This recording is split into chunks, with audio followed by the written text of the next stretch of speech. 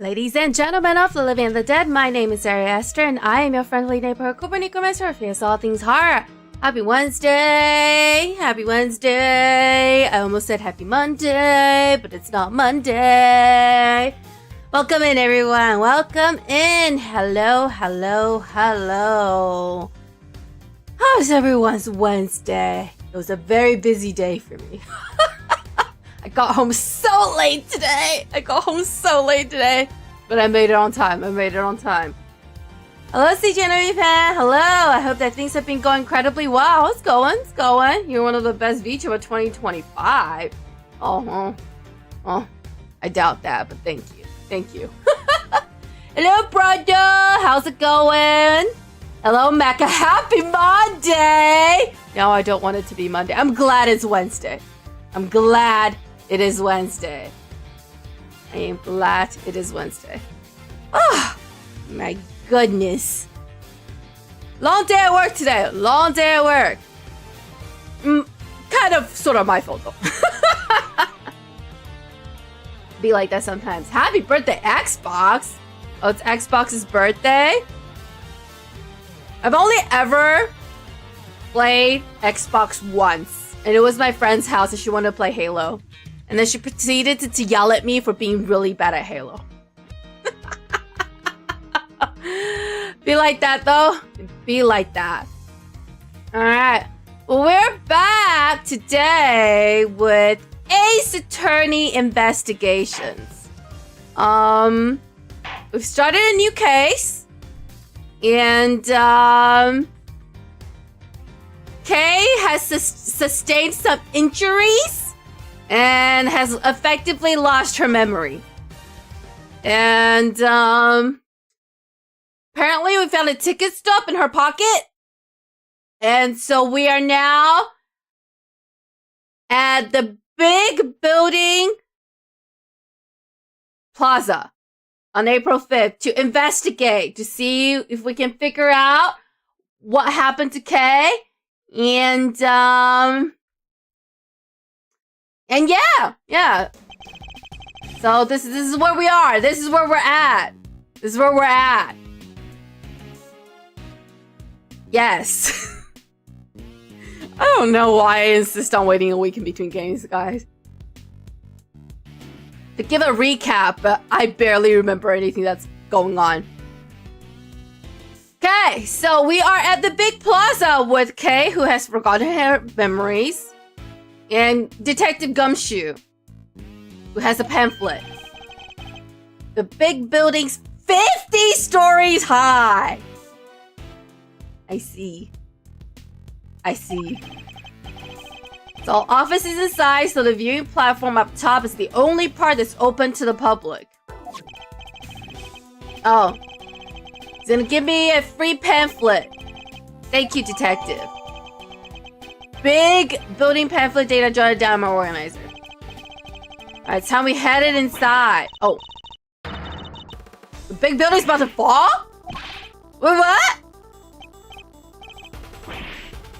Huh? It's no good. Without fresh milk, my thoughts just aren't getting through to him. Wait, what?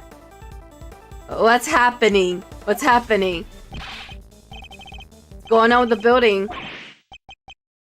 Cut? Did someone just say cut? Oh, we're shooting a movie. I see. Thought as much. Forgive our intrusion. We'll get out of your way. Let's go, Gumshoe. How are you guys shooting a movie and the area is not like roped off or whatever? Excellent planning. Hey, director guy, can we take 5? I can't work under these conditions. Sorry? So they stopped building. So they stopped the building from falling down. That's good. Okay. Okay. Did you also forget what a movie is? Yeah. We don't have time to explain right now.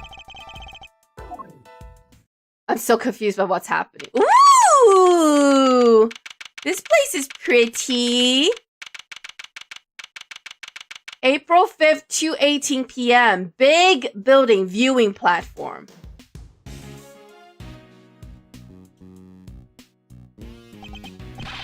Get a load of that view. Feel the sun on your face. I want the cotton candy. The cotton candy looks good. A friend lives in New York City, and one time he went for a jog and just stumbled on a film set. What were they filming? What were they filming? He had earbuds in, and he didn't realize an assistant director be yelling at him to get out. To be fair, though, it's New York City. You know, I would if I was in New York and I hear someone yelling at someone to get out, I would just assume it's someone else, and this is a normal occurrence in New York. It was the new Daredevil series? Cool. I haven't seen it yet. I've heard really good things about it, though. Heard really good things about it. The wind is very strong up here. I cannot tell by how everything is not moving. Okay, just stand behind me or Mr. Edgeworth here. Okay, we're both more than big enough to keep the breeze away. Yeah, speak for yourself. Yeah, does this place bring back any memories, Kay? I'm not sure. Have I really been here before? Perhaps simply encouraging her to talk will help. Any thoughts or feelings that come to mind might be a clue we can use. I'm sorry. This girl sustained this much injury and the hospital is just like... Yeah, you go wander around with these strangers. After only being in the hospital for like a day. You're not gonna like monitor her or anything? Okay. Don't know if this will be of any help at all, but... what I remember. I'm very, very distracted by the cotton candy in the background. I still can't be sure if I've ever been here before. It's so high up and the wind is so strong. It's terrifying. I don't remember. I just don't remember anything. It's no good. I'm sorry. Okay. No dice, huh? I know I'm supposed to have all these memories, but I just can't remember. Yeah, don't be so hard on yourself, okay? You have amnesia. Maybe just this one, try not to be so intimidating. Or at the very least, don't use your trademark glare on her.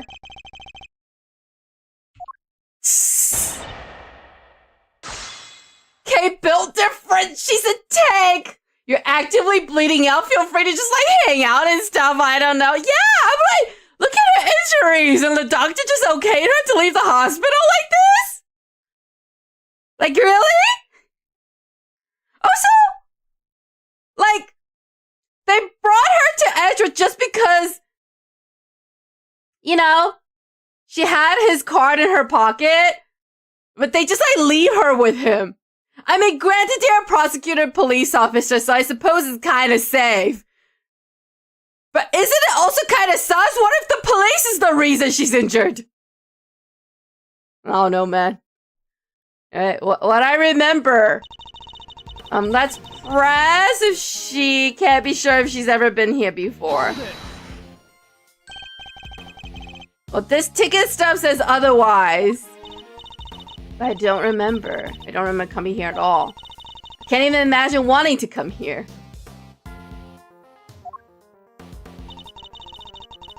Alright, let's press the fact that it's high and the wind is strong.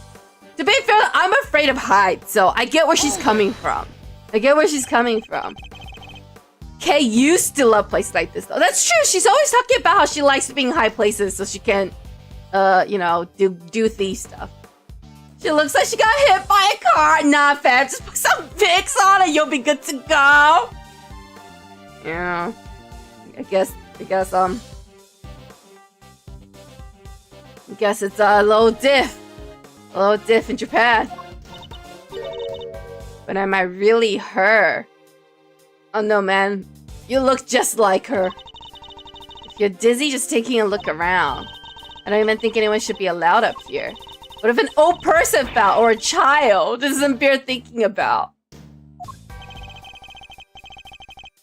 There's a fence all around us. It's plenty high. There's really no need to worry. I beg to differ. If you say so. Okay, let's press the fact that she doesn't remember anything. If nothing's coming to mind, then just take a look around. Do you recognize anything? Anything at all? Just walk it off, Kay! Hello, One Brain Sal. You telling me Kay low dips a car hit? That's crazy. I think she fell off the building. I think she was pushed off the building. According to the very cryptic opening scene we got. KP perfect pairing these injuries. I'm surprised she's still alive. Okay, want to hang out a bit, but I still don't want to get spoiled in this game. So have a good night. Good night, Mecca. Talk to you later.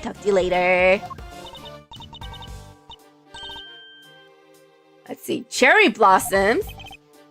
Go on. I was standing under the cherry tree. Yes, I was trying to stay out of the rain. It was raining. It was raining. I remember now. And there was a red something. So it was raining. She was underneath the cherry tree. Look, dear Capcom localizer. Cherry tree is not the same as a cherry blossom tree. A cherry blossom tree does not give you cherries. What? It's just like, yeah, cherry blossom, cherry tree, they must be the same thing. No, they're not the same thing. 50 stories she found, she tanks it. She needs to join the Avengers. Yeah, she might as well be one of them. She might as well be Captain America at this point. Hello, Tomacha. Oh, is that? Oh, yeah, that's what she named the cat. The cat did not respond. I guess it doesn't like that name. Well, maybe it's asleep. I can't tell. I can't tell. The cat does whatever she wants. Or maybe it's a he. I don't know. I didn't check. Hello, Soul. What's up, Soul Wave? She saw something red from where she stood, but what? Is this something I said? No, but if you could add that to your testimony, we can explore it further. She saw something red. Alright, let's press that. There's something red. Can you tell me any more about it?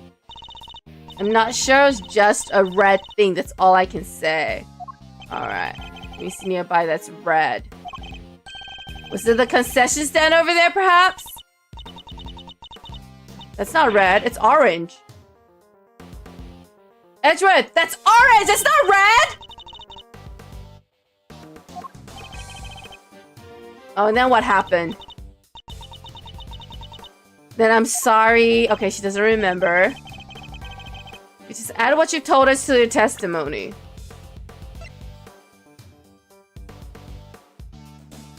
They can't possibly be referring to this flower because it's pink.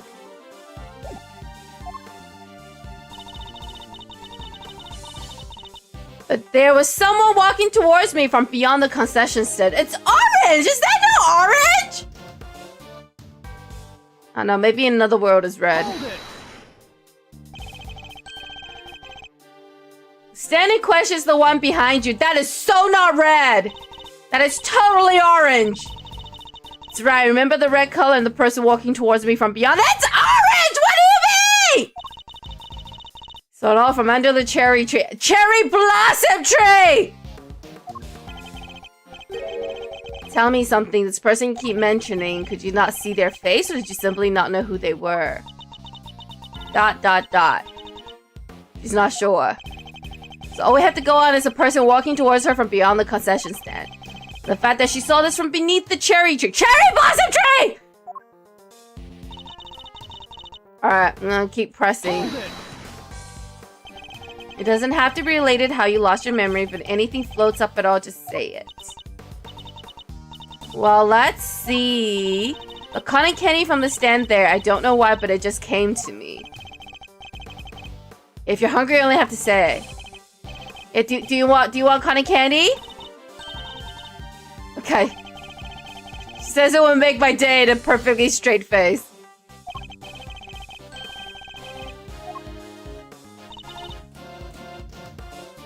Okay.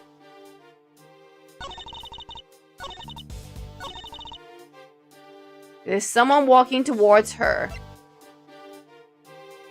Perhaps it is the letter. Oh no, I think I just failed. I'm really confused.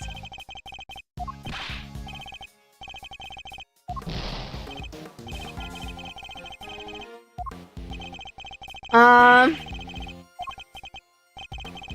think a bit more before I show her something again. Beyond the concession. Well, this must be important somehow. First thing you keep mentioning. Okay, hang on. Let's see. Viewing platform. Tree in the stand.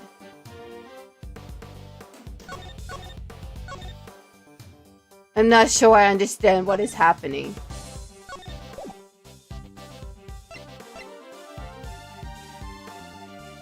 Huh.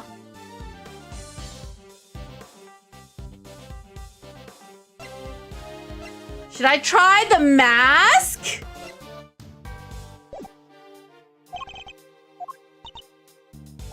He's not sure.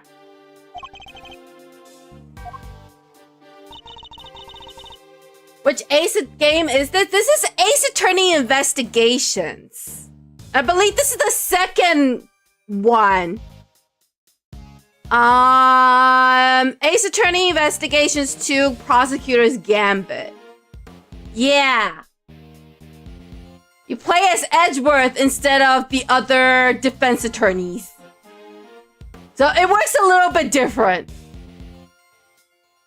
I believe we haven't actually been in a courtroom yet. At all in this game. They just treat like every interaction like a courtroom.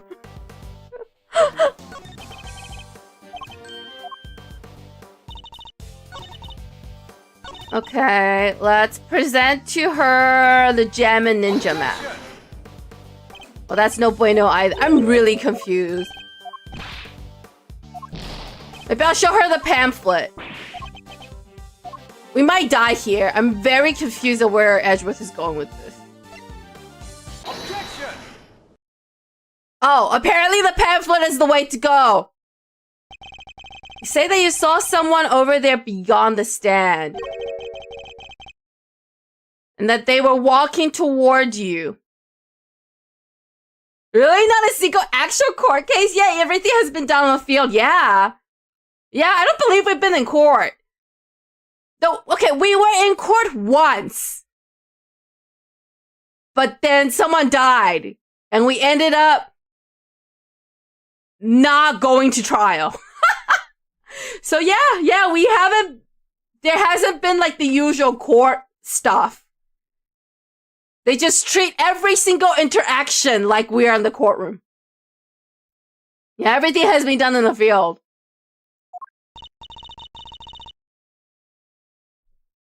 Alright, so she can see them getting closer. Are you sure it wasn't a ghost? It was a person, I'm sure of it. From where you were standing, anyone you saw on the other side of the concession stand would have to be floating in midair hundreds of feet above the ground. But how would it be a person? I'm not lying, I promise. Somebody read the stand, somebody ran, and they were on the other side. Oh no, she's going! They were walking towards me, getting closer and closer. And then they... Oh, they probably pushed her. Oh no! Oh no! Oh no!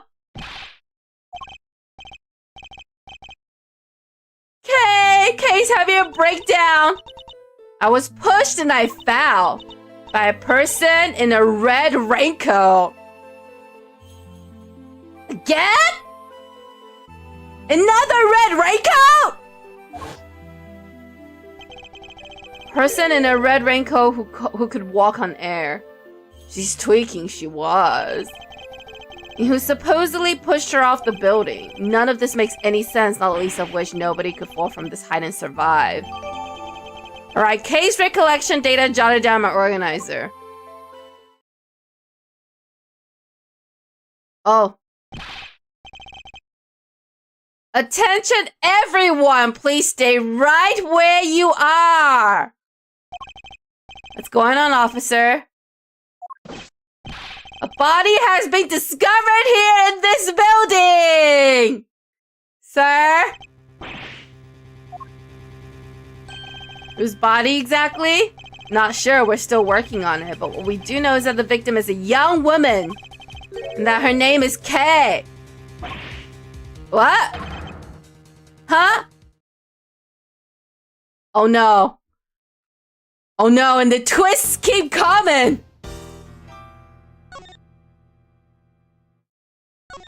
The twists keep coming. Alright. That is so not Kay.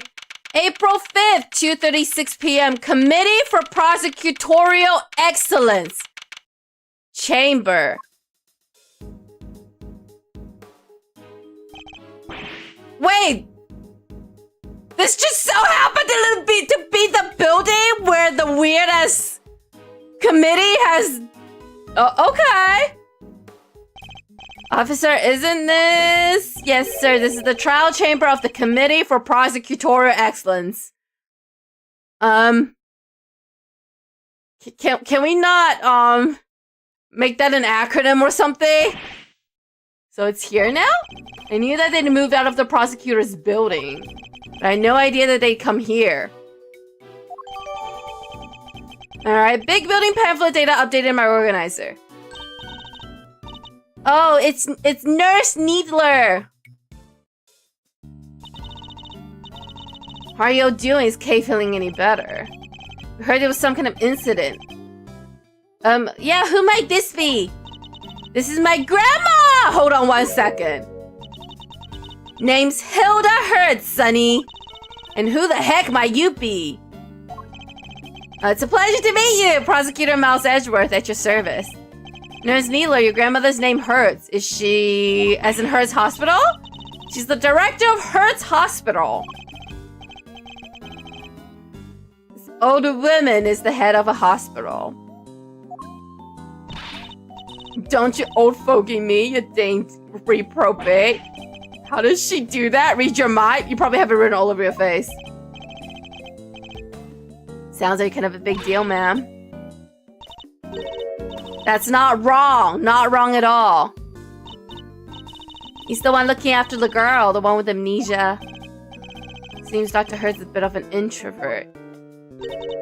Want me to fix those brow furrows of yours, Sonny? Damn! She's spicy! Oh, there's no fixing those, ma'am. They're downright incurable. You sure you want me to say that, Grandma? Well, alright then. Now, I don't got a dang thing more to say to none of you. You go on about your business, you hear? As long as the business don't involve messing with the deceased body, I got work to do. Not a dang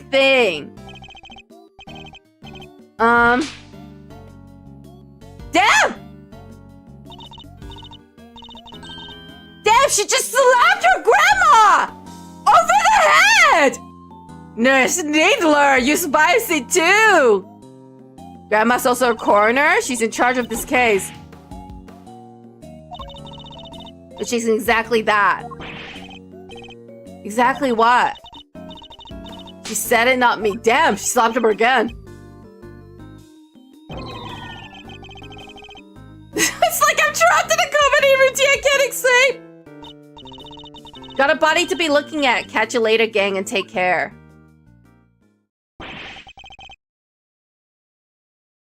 What the heck is there? Oh, she's also wearing a pink corsage. I just noticed. Doesn't matter. It matters a bunch. Mr. Edgeworth is going to examine the scene of the crime. Alright, let's get to work. Person over there is called K, right? Surely that means I can't be the K you know. Oh, that is not K! That's what we're looking to figure out. That looks nothing like K! Don't worry, you're the K we know. I'm certain of it. Thanks? A K who lost her memory and a victim who shares her name, both meeting their respective fates here at the big building. No doubt this case would be the key to restoring our K's memories. I'd stake my life on it. Begin investigation. Grandma's bun's got some way. You heard that slap? For real. For real. Bounced around too. Oh. Was this the goddess of justice? I see. Why are they just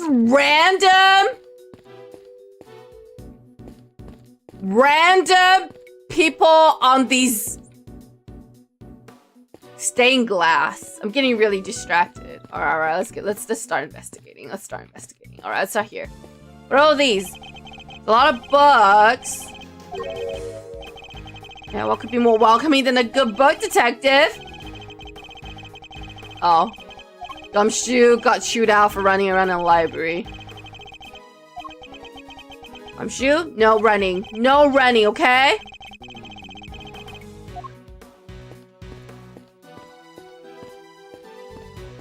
Alright, what's over here? Statue of the Goddess of Justice. Sure know you're stuck. She stole a blessing or what? She's not that kind of goddess, detective. She's a symbol of the sanctity of the law.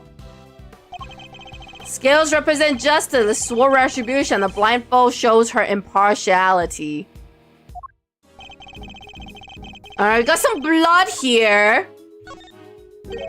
There's a pool of blood here at the foot of the statue.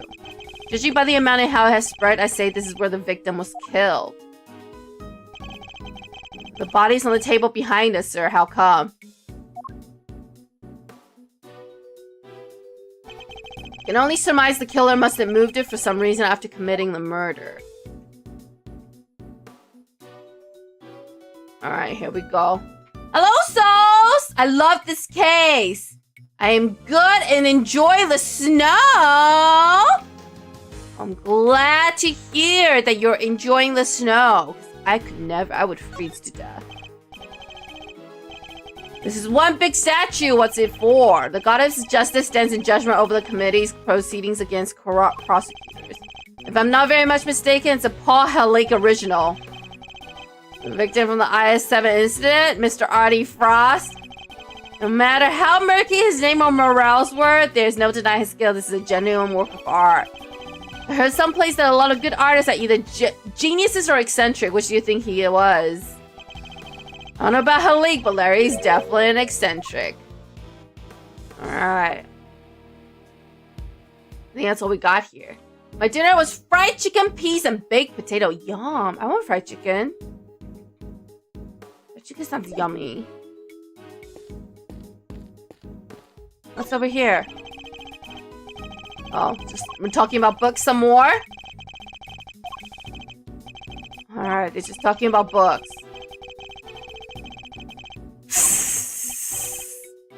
Alright, don't bully Gumshoe, Edgeworth. Don't bully Gumshoe. Let's keep going.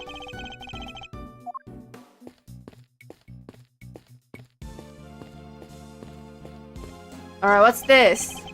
Things had gone as they were meant to. I'd be standing at this podium right now.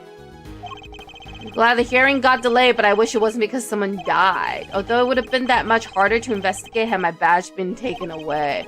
The best thing I can do right now for all parties involved is to get to the truth behind this incident. Oh, that's right! I was supposed to get on the hearing. Enormous semicircular desk with seating for 11. It almost reminds me of a certain legend. What? Knights of the Round Table. Knights of the Round Table? The Knights of the Round Table, Gumshoe. Not the brown table. Round table. Oh, he's going off now. Further and further from the mark, but I'll refrain from rubbing his nose in. Alright. Candlestick on the ground. Alright. Oh, they're busy right now. Grandma's looking at the... You stayed the heck out of my way. I see. Yeah, you enjoy the body examination. I'm gonna go talk to this officer right here. Tell me about the security arrangements for this room. You need a special key card to enter. So not just anyone can enter. Alright, we got some info right here. In which case, the person who discovered the body would have been a member of the committee. They found him when they arrived for today's hearing. Or Edgeworth's hearing. Oh. $2. $20 is Gabelle. 4K. Yeah, she doesn't remember anything. Oh! Franziska!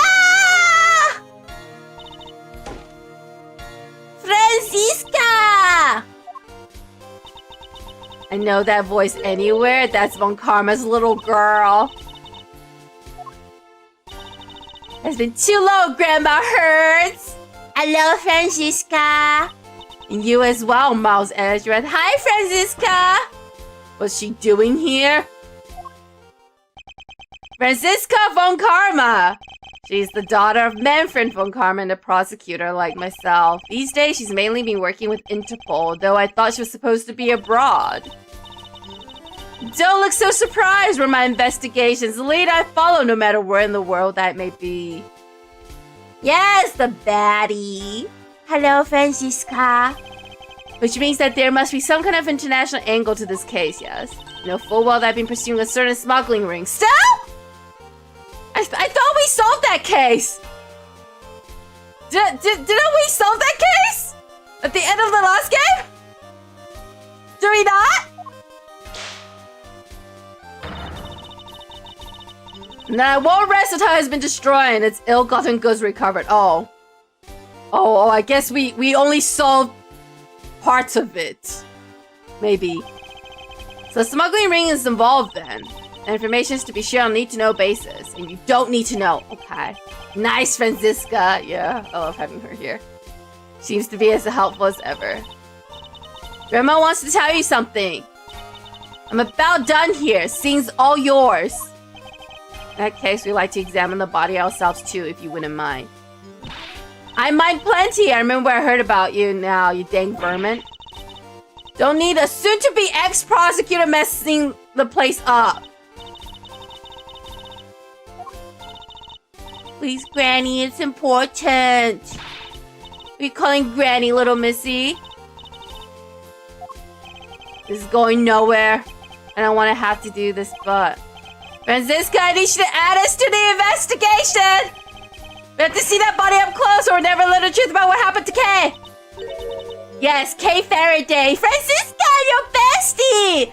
You remember her, don't you? Yeah, Kay needs us. Franziska's such a good person. Kay's different, yeah. Yeah, she fell off a building. I don't know what you're up to, but very well. Thanks, Franziska! You won't regret it. She most certainly will. Of course, I expect to receive a full explanation when I grow you later. Yo, you sir, big time. Yeah. She wasn't talking to you, Scruffy. Oh, Grandma hurts when you allow them to examine the body. I ain't about to say no to an international big shot like yourself, hon, but are you sure about this?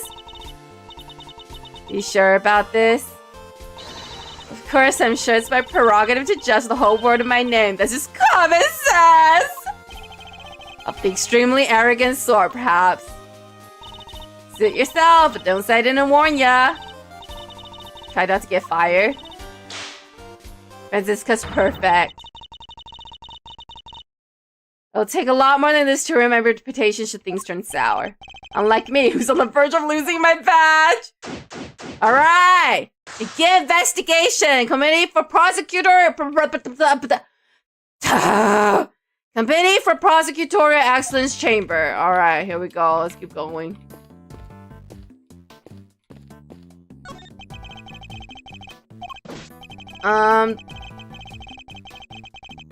The officer has nothing to share. The officer has absolutely nothing to share. Let's go to the dead body. Let's go. One thing's for certain. This isn't Kay. She doesn't even look like her. Think we knew that already. Okay, staying right over there after all. The victim looks to be in her 30s. She's wearing a white suit. She worked in one of the offices here in the building. As for now, she remains unidentified. The question is, why did the police seem to think her name was Kay? Because Kay's promised notebook is right there! It's Kay's promised notebook. Oh, baby Kay! It's where she wrote down all the promises she made to her dad. Haven't seen this in a while. Promise 1, never take things from a stranger. Promise 2, never go anywhere with a stranger.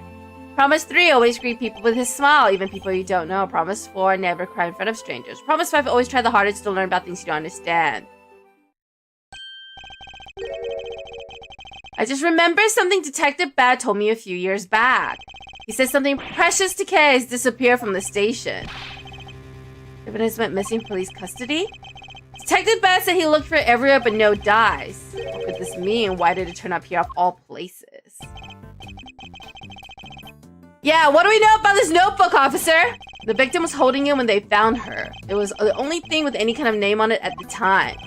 So that's how she became Kay. Alright, let's keep going. If only we had a few more leads on the victim's true identity. Let's keep looking.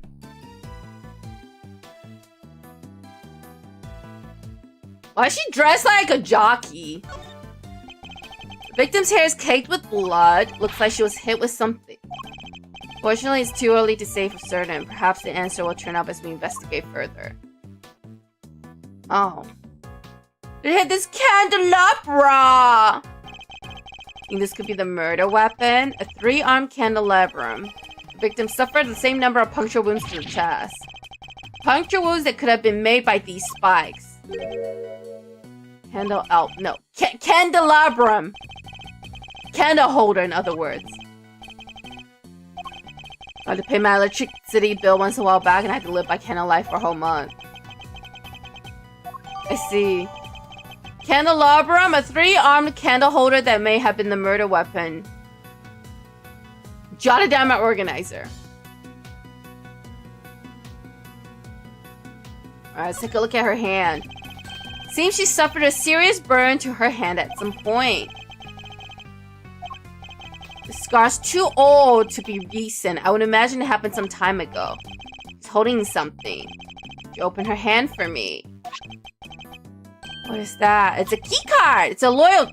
No. That is not a loyalty card. It's a key card. The question we should be asking is, what does it open? The security door?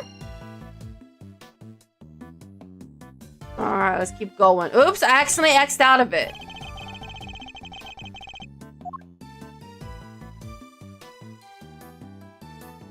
Look at the good dead doctor? Oh, that's a doctor? She looks like a jockey. Pure white jacket with a deep red stain on its lapel. This jacket, the buttons are on wearer's right-hand side. But it's always on the right? Only if you're a guy. Yeah, woman's clothing's the other way around. This is common knowledge, detective. What's this in the pocket? A pair of gloves, also white. They don't seem to be soiled in any way. I imagine they must belong to the victim. This is what I'm curious about. There's something pinned to the jacket here. Piece of magenta fabric. Whatever it was, it looks like it was torn up pretty roughly. Kinda sorta look like the corsage that we found on Cake. Eureka!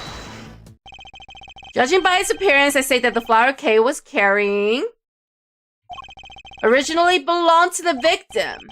Now that you mention it, does look like it's made out of the same fabric. Indeed, let's make a closer comparison. Torn edges match up exactly. You've got one heck of an eye, sir. This is not a good thing, Gumshoe. This is not a good thing. This connects the body to K. Yeah, but 5% sure this is the dead doctor. Hello, pegs are cool. This guy got murdered. I think it's a woman, but maybe it's a guy. Maybe it's a guy. Because he is wearing a men's jacket. Plausible possibility. Magenta flower data updated in my organizer. If the flower belonged to the victim, this implies a connection between the victim and Kay Faraday. Furthermore, it appears that the flower was torn off with considerable force. Kay Faraday was involved in the incident somehow, and based on what we're seeing here, I may have no choice but to treat her as our main suspect. Yes, Gumshoe! Yes, Gumshoe. This is why I didn't do. I said it wasn't a good thing. Oh, I have a bot. Okay, hang on. How do I do this? Goodbye, bot. Goodbye, bot. Die like that dead body right there. It's better than nothing!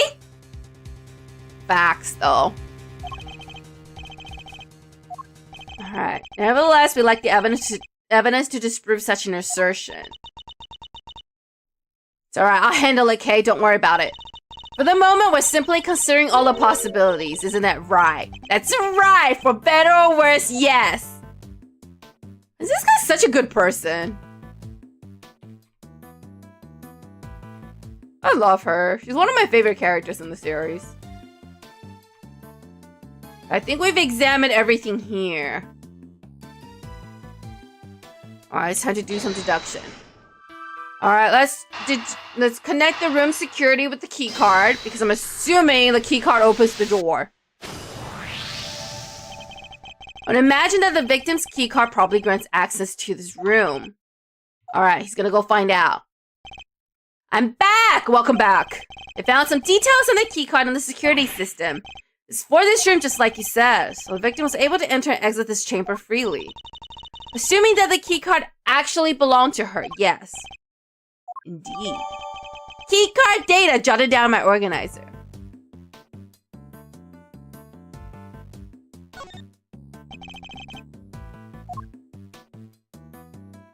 Okay, let's see if we missed anything.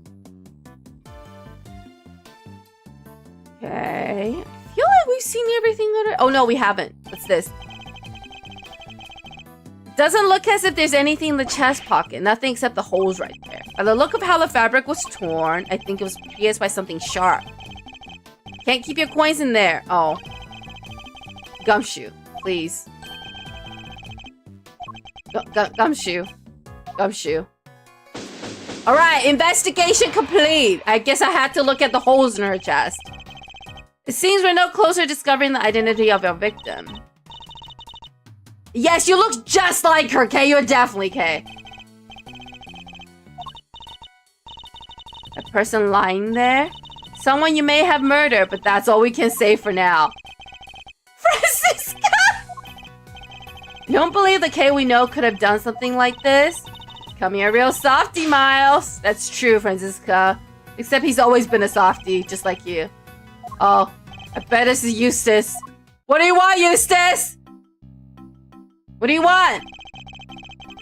With the winning smile and the #1 name in the business, it is I, Prosecutor Eustace Winner. You mean Prosecutor Useless Whiner? Oh no, it's Judge Gaval. Hello, Judge Gaval. Step away from that body. I didn't call for you and I don't need you. This case is mine. It's what the victim would have wanted. How old are you again? You knew the victim? So it really is her. But be not afraid, everyone, for the goddess of justice will guide us to the... Oh, God. Sure, well, now that I'm here, everything's gonna be alright. Eustace. Did you drink your milk already? Did you get some cookies with your milk while you're at it?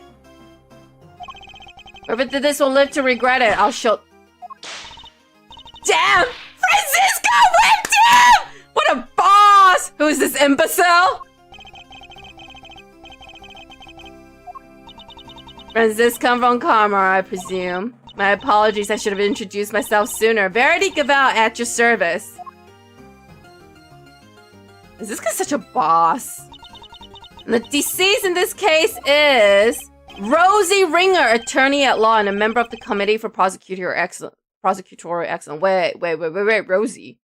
Rosie? Don't worry, I'll make sure you get your precious thing back. Rosie? Oh no, it's Useless Wiener for real. Rosie? That would explain the key card. So you're the lead prosecutor? Which means this case will be solved. Oh my gosh. You didn't tell me your name yet, little boy. Oh, damn, Francisco. You want to know my name? All I have to do is... Oh, and then she gets whipped again. I do love a triple chip cookie. Oh, I want cookies now. So I was wrong. To be fair, this is Ace Attorney. I would not have been surprised if she was a doctor. I would not have been surprised if she actually was a doctor. Stop babbling and tell me now! It's Eustace Winner. I think we established where the balance of power lies in this particular room. Mr. Guy in charge, this is from Grandma. Preliminary findings. Looks like it's game over for you, Edgeworth. This isn't a game, Mr. Winner. Yeah. The hell? Someone's dead. Alright, that's me done. See you next div. Home time, I can murder a bowl of noodles right about now. We're out of here, everybody. Stay healthy. Bye, Nurse Needler. Bye, Grandma. Goodbye. To be fair, she looks like a doctor. Yeah, I can see that. I can see the resemblance. So the one on her head is from when she fell over after she died. It was the candle holder that killed her, and she died sometime late last night. Keep talking, Eustace. Keep talking. I can use all of this info.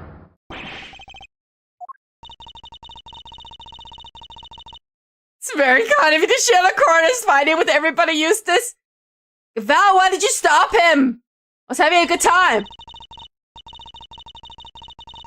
But perhaps you should leave it there. We want you to strain your voice after all. No, that would be a tragedy.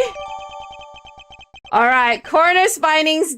Data jotted down by organizer. Initial findings of Dr. Helda Hertz. Cause of death, stab wounds to chest, head injuries sustained post-mortem.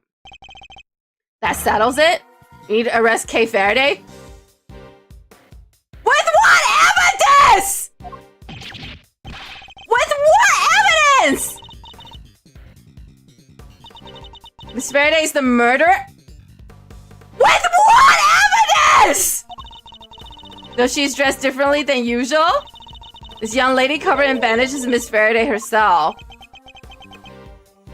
With what evidence? Is Eustace Gavel okay? This would no jury would render a guilty verdict with all of this circumstantial evidence. You really mean to arrest her here and now? If you do, that'll be forced subject, loudly and forcefully. As further confirmation where needed, there it is. Committee was right to call your conduct into question. It's questionable on the extreme. Gaval! How? Is she okay? Is she okay, truly? Is she okay, or is she messed up in the head? You're telling me there's enough evidence right now to commit someone for murder? In what world?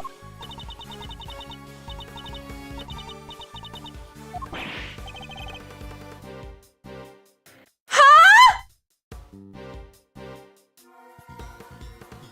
What? Don't remember anything, so maybe I did do it. Maybe I killed that poor woman, I just don't remember. Gaval! Are you okay?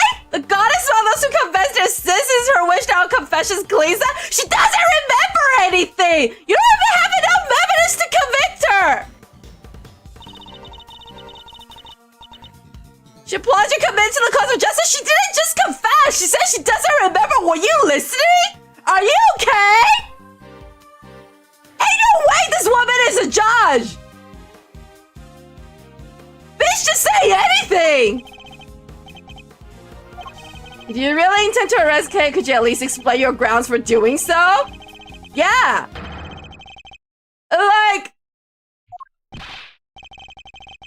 Like what? Prepare to be hit with a face while deductive genius?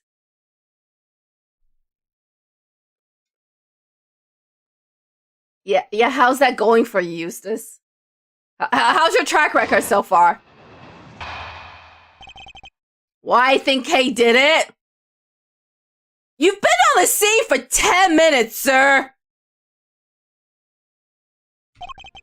Call it the human race because somebody has to win it, and that somebody's me. Huh? I won this race too. I saw it before anybody else. Kay Fred is the murderer, no doubt about it. And where's your evidence, sir? She's knocking to the committee chamber looking to do something of her trademark great thieving. And you have evidence to support that? I would assume?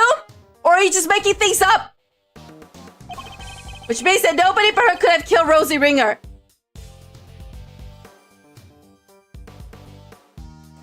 You know why Justice wear a blindfold, Eustace? So you can't see her rolling her eyes at you when you spit stupid shit like this. Deductive genius, that was a total mess. If Detective Gumshoe is saying that, you know it must be bad. Yeah, I asked you to explain your grounds for arresting Kay, yet you have explained exactly nothing. True, but we haven't seen any proof of her innocence either.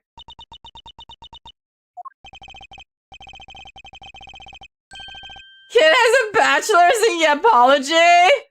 I'm telling you, one brace out, he should have gone into politics, man. Should have gone in politics.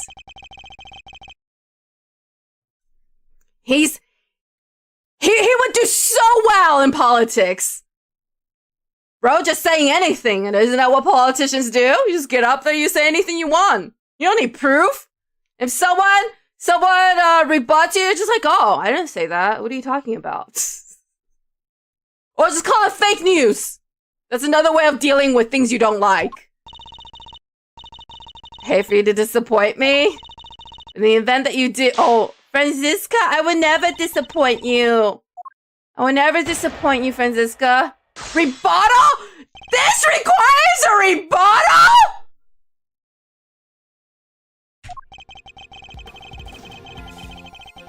Alright, let's press. There are two major flaws to that statement you just made. Don't make mistakes literally impossible.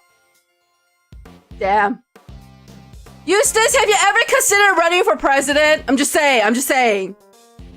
I think Congress or the Senate will be a suitable place for someone like you. That's a third flaw right there. Just trying to confuse me. It's a cheap tactic even for you. No, you're just dumb. I'm the world champion of not getting confused, so there. But you literally have a question mark on your head, bro. Alright, let's press this one. How he saw everything. Would you mind explaining the grounds for your accusation in a little more detail? If you insist, prepare to be wowed. I cannot wait, Eustace. Just waiting with bated breath right now. Figure it all out before anybody else even had a chance, and before I even saw the scene, before I even heard about the case. Huh? I knew it right away. She did it. She's the murderer. It can't be anybody else. Eustace, you know why the goddess of justice wears a blindfold? She doesn't have to see your stupid face. In addition to listen to your stupid words. Nice whip, Franziska. Your grounds. I was just getting to that. Bro really made it all up and said, shaking my head.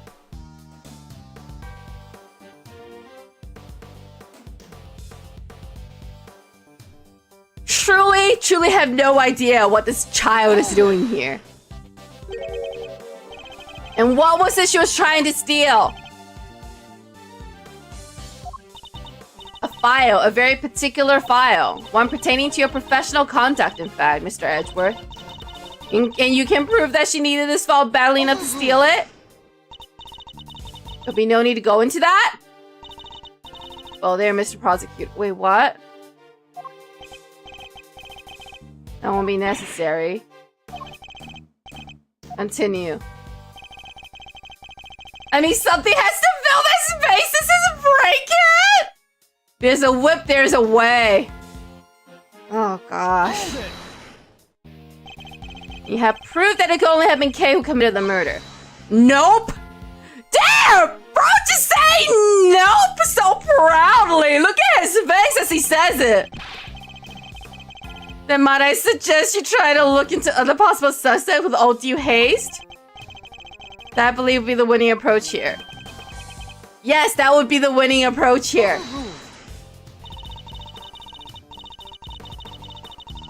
According to the report we received, the police have found no signs of anyone else's involvement. Gaval, just like, you know, according to the reports you received, you couldn't find the murder weapon in the prison? Yeah? How did that work out for you? Ain't no way. Ain't no way. Gaval, how are you a judge? The accusing case based on that alone, a little tenuous even for you. And suggesting that there are other possible suspects when there clearly aren't, isn't it? I'm sorry, are you listening to yourself, ma'am?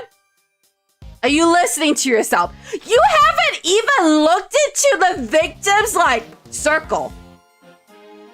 Did you look at her Russian nose? Did you investigate her life?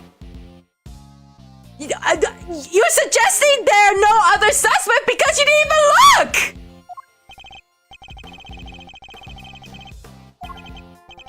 It's obviously a setup, plain and simple.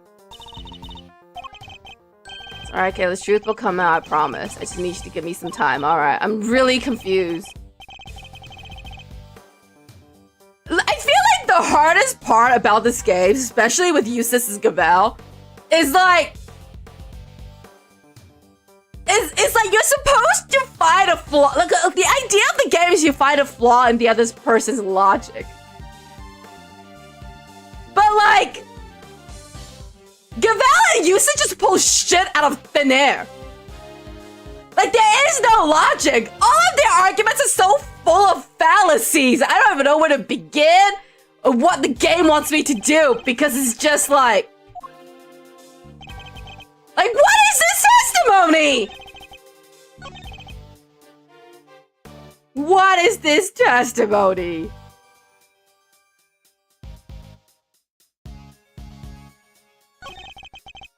Okay, hang on. Snuck in the committee chamber looking to do some of her trademark great thieving.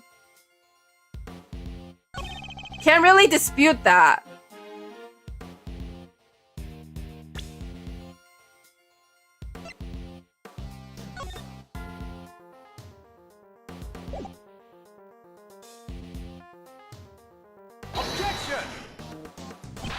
Okay, I don't think...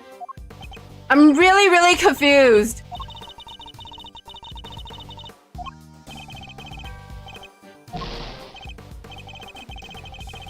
This test was riddled with contradictions. Objection! I mean Eustace. I don't even know where to start! Imagine giving this testimony to a jury!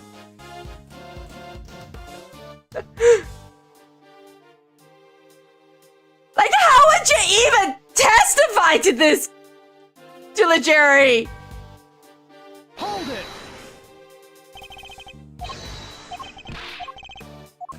Overruled.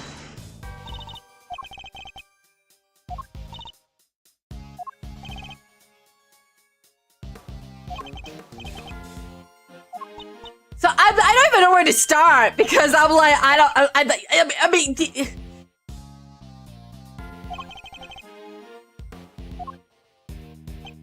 Okay, so...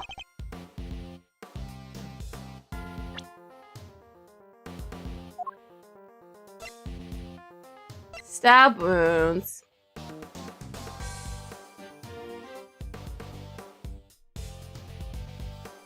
How would she sneak in, though?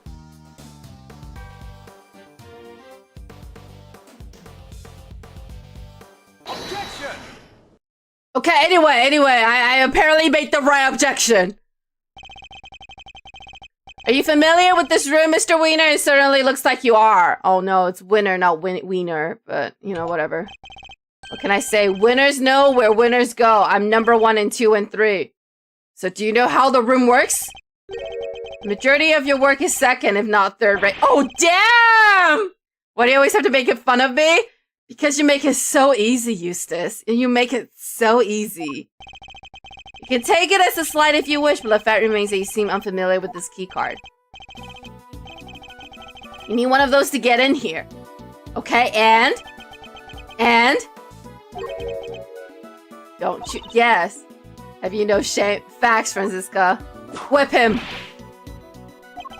Mr. Winner, do you really even suspect Kay? Of course I do. She did it. Faraday's the killer. And perhaps you can tell us how Kay got into such a secure room as this without a key card. She what? It was the... what? What? A masterful summary indeed. Now, as we know, only members of the committee have key cards. Therefore, only they can enter. Precisely. And... please take a look at this. I had security pull the data earlier. The door to this room was open at 12:52 with Miss Ringa's keycard.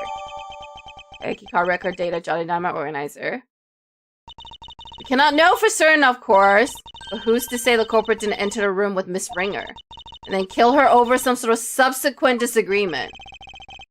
Certainly a plausible theory, but that's all it is. For one, it would require the victim and her murderer to have known one another. They didn't know the woman? Oh. Ganshiu. How can you possibly be sure of such a thing? That's pure speculation on your part, Detective. There's no place for guesswork in the courtroom or at the crime scene. Hard evidence was required? Do you hear yourself, woman? Do you hear yourself? On one hand, bitch be like, we don't need to look at other suspects because I say so. On the other, she's like, no guesswork in the courtroom. Does she even listen to herself? Truly, Gaval, do you even listen to the words that come out of your mouth?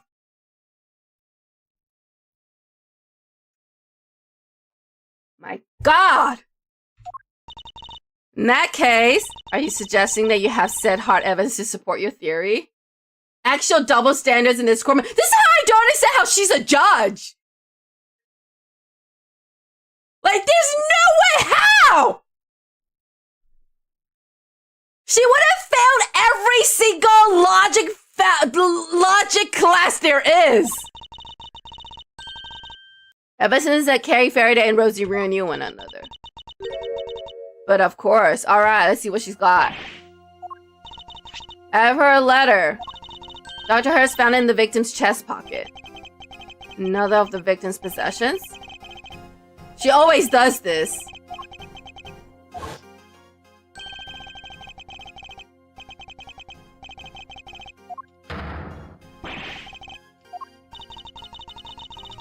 She always does this. But you know, Gaval is always the husband. Is Rosie married?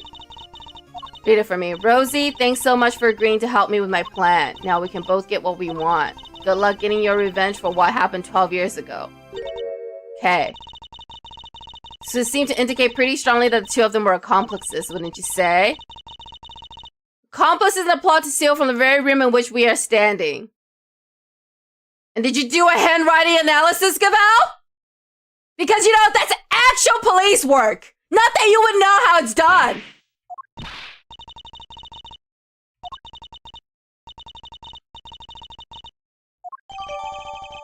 Victim's letter data jotted down my organizer. Alright, let's keep going. How do I explain the letter? Gaval! Gaval, for someone with your caliber of imagination! There are times when you don't use it. I don't understand why. There are times where your imagination just goes wild. And there are times where you don't have any at all. Unlike Mr. Winner, I suspect the judge about herself has some proof to support her accusation, but I didn't expect it to be quite so definitive. Is that definitive? Did we do a handwriting analysis? Huh? What kind of police work is this? Hold it! We're not done here yet. Still questions, so you better have answers. Do you mind if I handle this, Eustace? Alright, here we go. Shut up, Eustace! Sit down!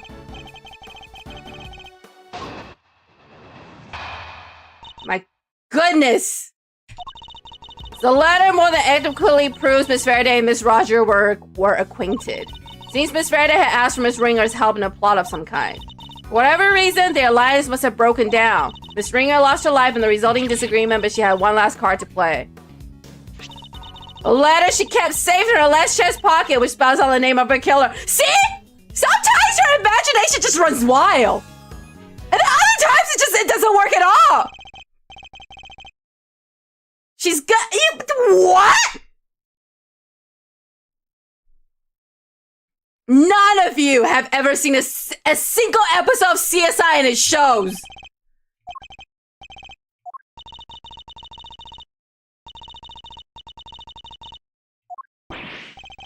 Alright, let's go. Franziska's only on the side of truth. That's right. Looks like the kid's got something to say. There's only one side to be on, and it has to be on the... Shut up, Eustace! Yeah, quiet. She's worse than the old judge? Yeah, I like the old judge. The old judge was actually impartial. This is what I don't like about Gaval. She's not impartial. She has an agenda. She has an agenda. I'm not quite sure what it is yet, but she has an agenda. She has an agenda, and I don't like it.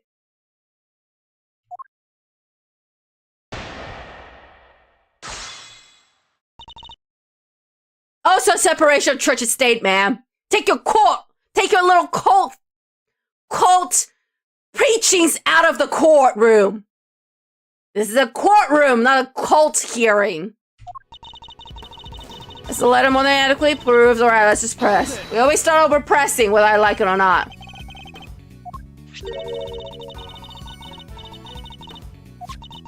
And that more than adequately describes it. Okay, let's see. Hold it! Can you tell us any more about this plot? The letter implies a theft. It's written by your friend Faraday, making her the prime suspect. Did you You know what? I'm not gonna go in there. I'm not gonna go in there. It's like real police work doesn't exist in this world. Anybody can forge a letter. It's not conclusive proof of anything. Also seem to recall Miss Faraday referring to herself as a great thief on more than one occasion. She's on sabbatical. It's unlikely she would tell you she had resumed her activities, surely? Oh no, Mankabel. Does the goddess of justice tells you? When she's on sabbatical?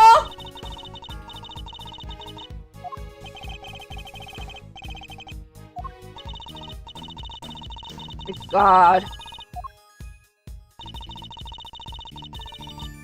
Okay. Whatever reason. Yeah, could you be a little more specific? No. I'm sure our investigation will uncover any number of possibilities. So you're telling me you're going to take someone in as a prime suspect when you haven't even finished your investigation? Excellent. I'm so glad.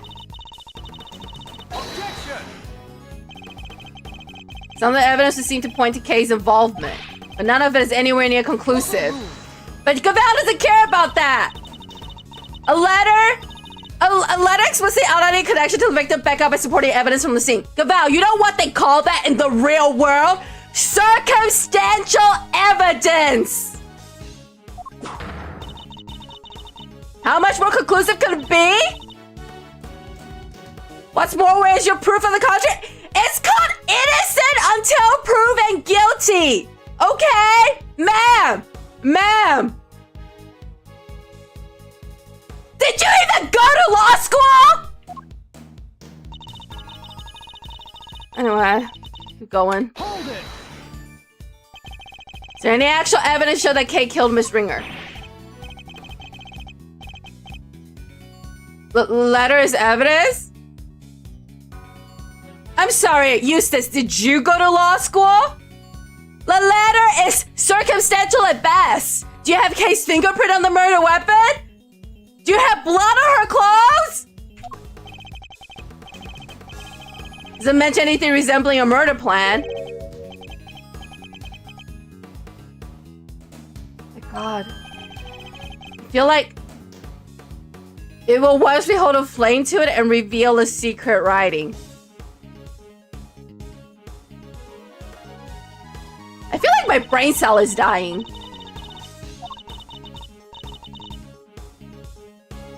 You don't need to, not when we have what? Letter she kept safe in her left chest pocket, which spells out the name of the kill. Which did you verify Kay actually wrote?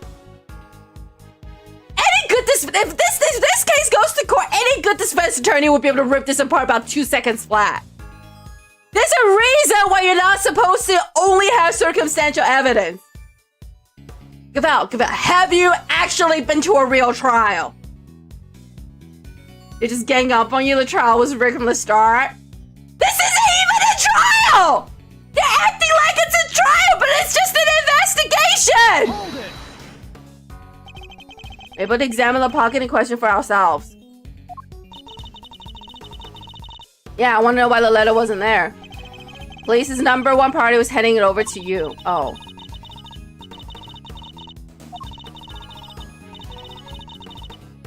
To indicate her heart's desire that her killer be brought to justice? Ma'am? Are you okay? Gaval, are you okay? The fact that you said the letter was in the victim's left chest pocket. Oh, that's very interesting. Is where the letter was found? Yeah? Yeah, the same place where she was stabbed with the candelabra?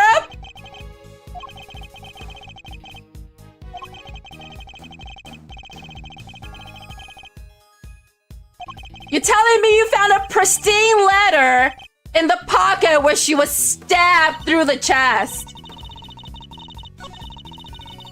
Alright. They're doing it for the love of the game? Gaslight gatekeep girl boss?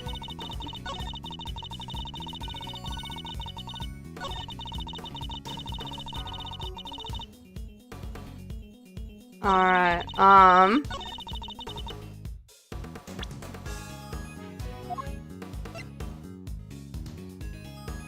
Objection! Yeah, objection. Maybe they just see Edgeworth be condescending. So the victim kept the most vital clue of all closest to her heart. How very touching. The voice of the dead fight to be heard, and even then they don't always reach us. Gaval! Gaval! This is a courtroom! This is a courtroom! Okay? You shouldn't even be here! Separation of church and state! Jesus. Her voice ran loud and true and told us that Miss Faraday's her killer. Gaval, you on drugs? Seriously. Maybe they should test you for ketamine because I feel like you're very delulu. You may have misheard her, Your Honor, or perhaps an evil spirit was trying to mislead you. No, I'm not going to take it back. Perhaps we should try listening to the words of the coroner's report instead. The victim was stabbed on her left side. Yes! God, Gaval. Do you even listen to yourself? You claimed that the letter was found in the victim's left chest pocket. Right where she was stabbed by the candle holder. 3 puncture wounds to the chest and yet not one to the letter. Miraculous, no? Judge Gaval, and explain that. Because I can't think of one explanation that the letter was deliberately placed there after the fact in order to cast suspicion on Kay. Someone went to a lot of trouble to create the crime scene we see before us. And that someone is the real culprit who almost certainly also forged this letter.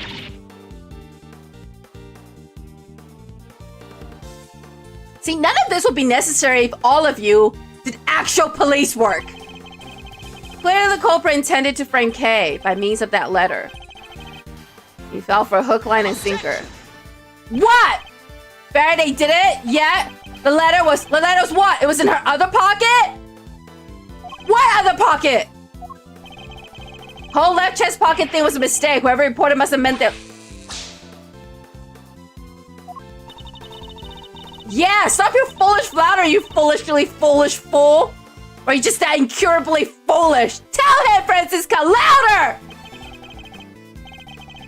Why does she keep whipping you? Because you're dumb! Stop making fun of my abduction. No, because you're dumb! There, I saved you the trouble of disciplining him. Thank you, Francisca.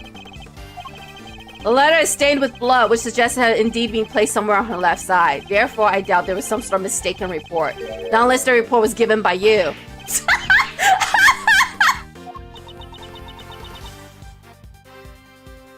What does the goddess of justice say to you now, Gaval? Allow me to continue. So we have established the existence of a second suspect. And we haven't the murder had to get in here, remember? Someone entered at 10 p.m. Who else could have gotten in apart from Faraday and Ringer? Wherever it was would have needed a key card. Judge Gaval proposed that the killer enter the room together with the victim. But what if there is something questionable about the very base of her theory itself? Yeah, because someone entered at 10 p.m. Did none of you read? Ain't no way. 10:15 p.m. There's another user ID. Where's that? Look again, the keycard record provided by Judge Gaval a short while ago. As already noted, the victim's keycard was used at 12:52 a.m. But you would know that someone else's keycard is also listed. A mystery person who could have entered beforehand and laying wait for the victim. This other person entered at 10:15 p.m., so it's certainly not outside the realm of possibility. So I'm afraid it is? Why is that? My evidence? I am the evidence. Oh. She's saying it's her? It was my key card.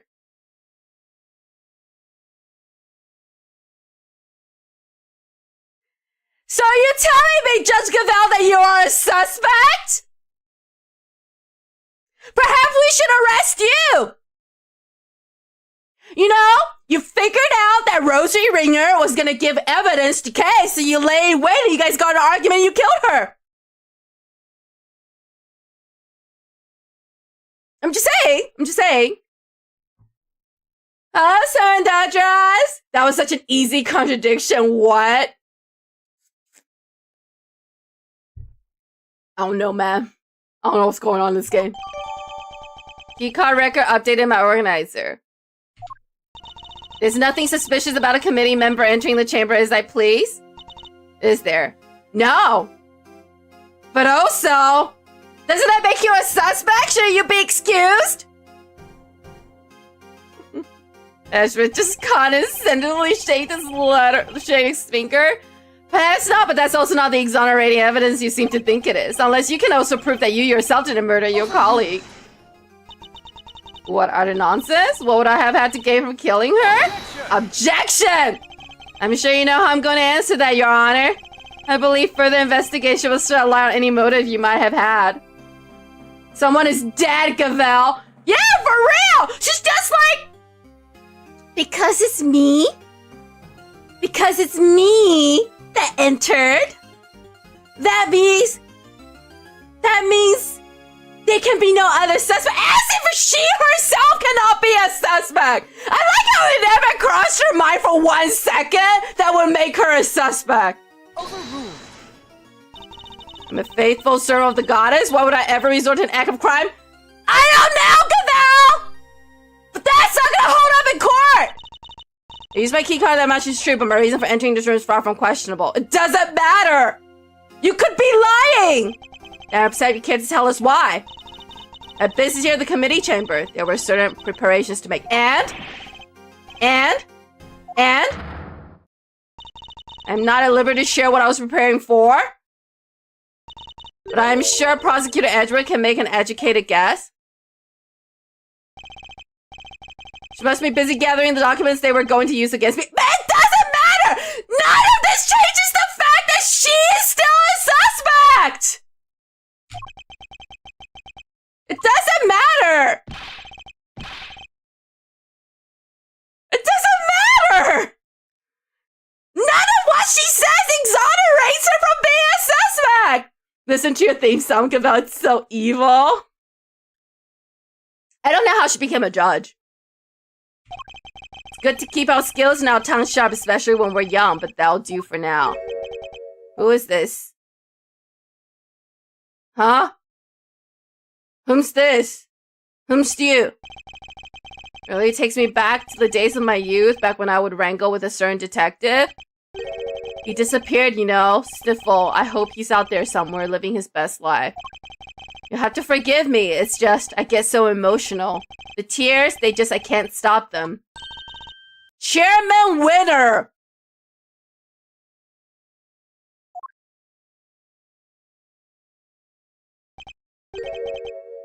Oh. Oh. Verity, my girl.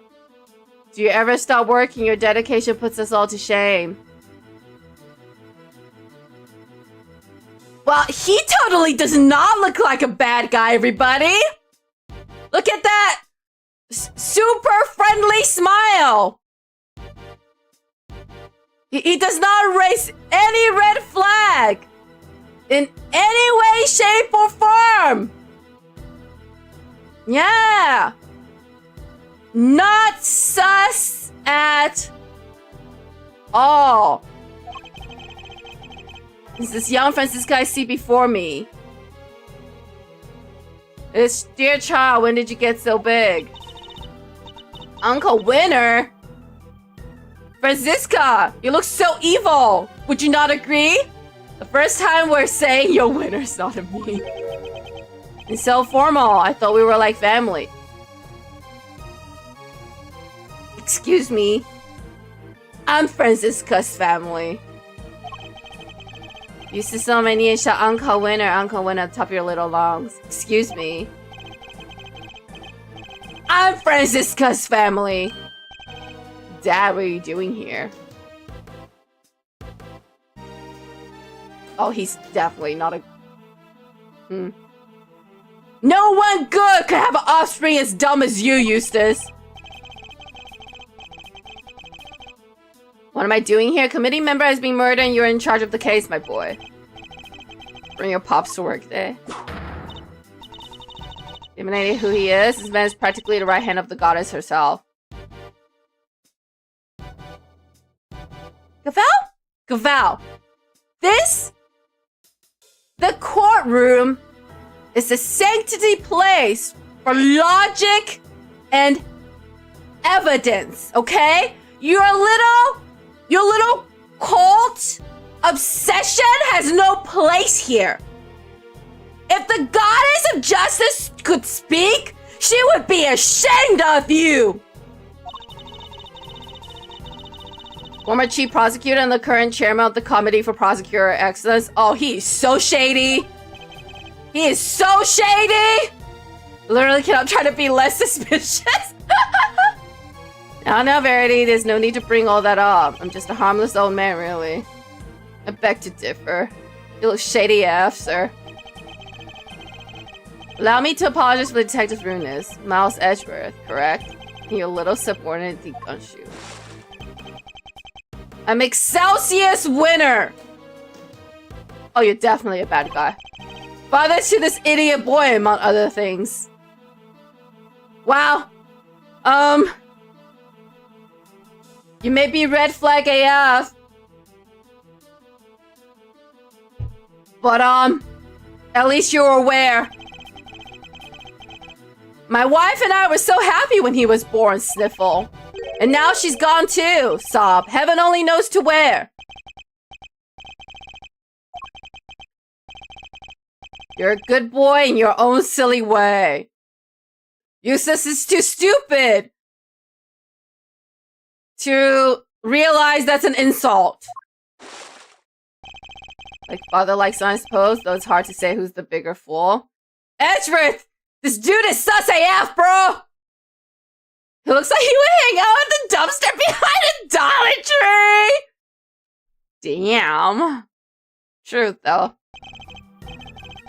How goes the investigation? Thank you for asking. We have identified a prime suspect, one Carrie Faraday we're currently trying. Yeah, objection! You don't have nearly enough to make her your prime suspect and you know it. Have you forgotten what we just discovered because of the letter? That was just a mix-up? Eustace, shut up! Don't test my patience. That's right, Francisca. That's enough. Let's all just calm down. Humble apologies. Wouldn't be a problem if you didn't bring Eustace in here, Gaval. I think you've all made your cases very clear. Oh, except for you, Eustace. But what? We're a prosecutor. It is our duty to identify suspects and bring them to justice. But I wouldn't dare call someone suspect without evidence or a motive. You know all about your relationship to the accused? Thick as thieves seems pretty apt based on what I've heard. Oh, so you're also biased.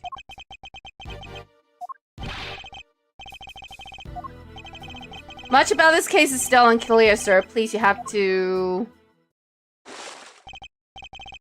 Heartwarming, really. The bonds of friendship are so strong among the young.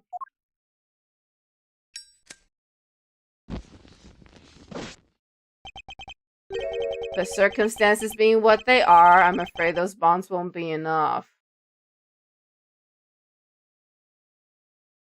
$1.20, he did it! This guy is so evil! My jelly is... My jelly does not like him. My jelly is sus of him. My jelly thinks he's red flag.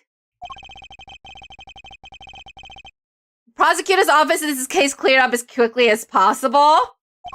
Time is also precious. We have so little of it. There's so many other cases. Sniffle. I'm sorry, but you understand, of course, don't you? No! No. Because you don't have any hard evidence! What the hell? What a nice guy. He burned that paper to create less waste. But he also polluted the atmosphere with the smoke. Alright, Miss K. Ferret. Are you serious? I'm sorry, are you... On what grounds are you arresting her? On what grounds are you asking? Are you arresting her? To defy the chairman of the committee, to defy the law itself? No! Gaval, what the hell? Do you hear yourself? The chairman of the committee oversees prosecutors. He is not the law. What the hell is she even saying?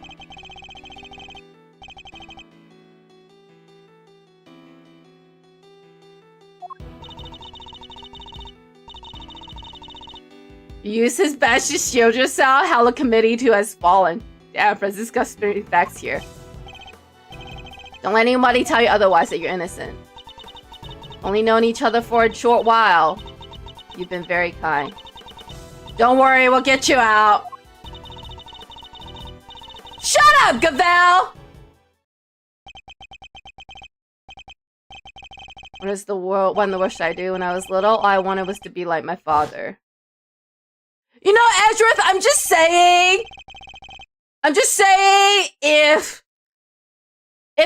if this type of, if the prosecutor's office is run by these type of idiots, is your badge even really worth it? I'm just saying. Because, what the hell? My fate is tied to this one tiny badge. One tiny badge against the life of a dear acquaintance. We could just not have the badge. There's nothing to weigh up here. We don't need the badge. We don't need the badge. We don't need the badge. We don't need the badge. Hold it! Yeah, hold it. Bro. You're acting like Ezra can go be the best defense attorney there is. Because, like,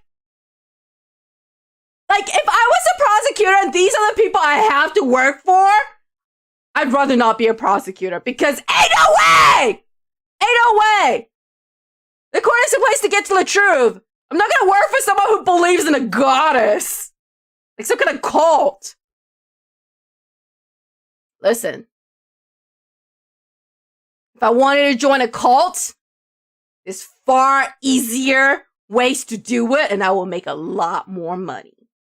Fight back and get that man to defend you from the assault charges. Yeah, we don't need the badge. Gavel acting like this bad? Losing this badge is like losing your life. What is the meaning of this? It means, Gavel, I'm not part of your cult! I'm returning it. From this day forth, I'm a prosecutor no longer. Franziska. Listen. If being a prosecutor means I have to be part of Gavel's weird little fetish cult, I'd rather not be a part of it. Either works for them or argue against them, a lose-lose, exactly. So might as well argue against them. Giving it all up just like that, I mean, yeah. Yeah. I mean, we don't need it. I have one duty and one duty alone to pursue the truth. Being a prosecutor means I must turn a blind eye to the very truth before me, then I will gladly shed title to be free. Exactly. Gavel acting like we want to be a part of her cult. Like, she keeps using the badge to threaten us. But like, not lady, I'm okay not being your call. I'm just saying. I'll carve my own path one that I believe in. I won't let my search for the truth end here. Mr. Edry can no longer be on the case. Game over. For real. Objection! You're running away from the Von Karma? From me? Franziska, it's not always about you. Say what you will, Franziska. You won't change my mind. Oh no, it's not about you, Franziska. See, you're leaving me behind again. I'll never forgive you for this. Aw, Franziska.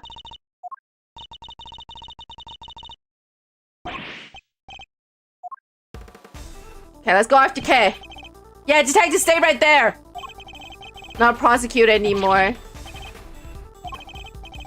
acting like prosecutors, like, I don't know. It's like giving up the throne or something.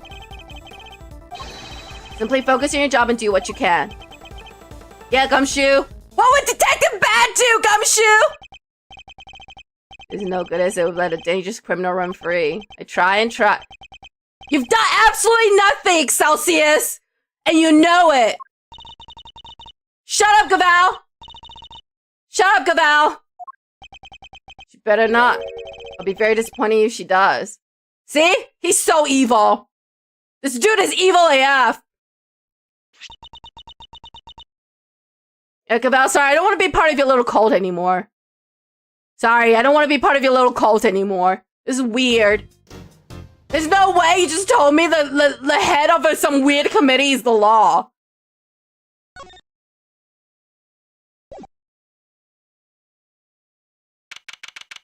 April 5th, 5:58 p.m. High Prosecutor's Office.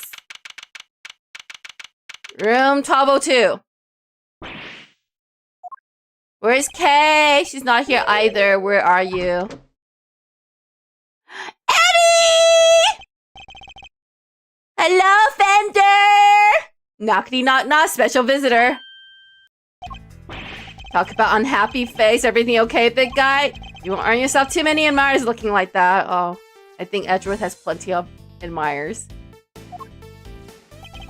What are you doing here? Has something happened? Something happened, he asks. I'll say. It's been all over the news. A murder in the committee chamber. I call that happening, alright. And what with your hearing being today? Oh, couldn't help wondering if you were involved. You're reporting on the news already? Heck yeah, a dead lawyer, young woman on run, they're lapping it up. It's crazy stuff, but compelling too, I gotta admit. You gonna give me the lowdown?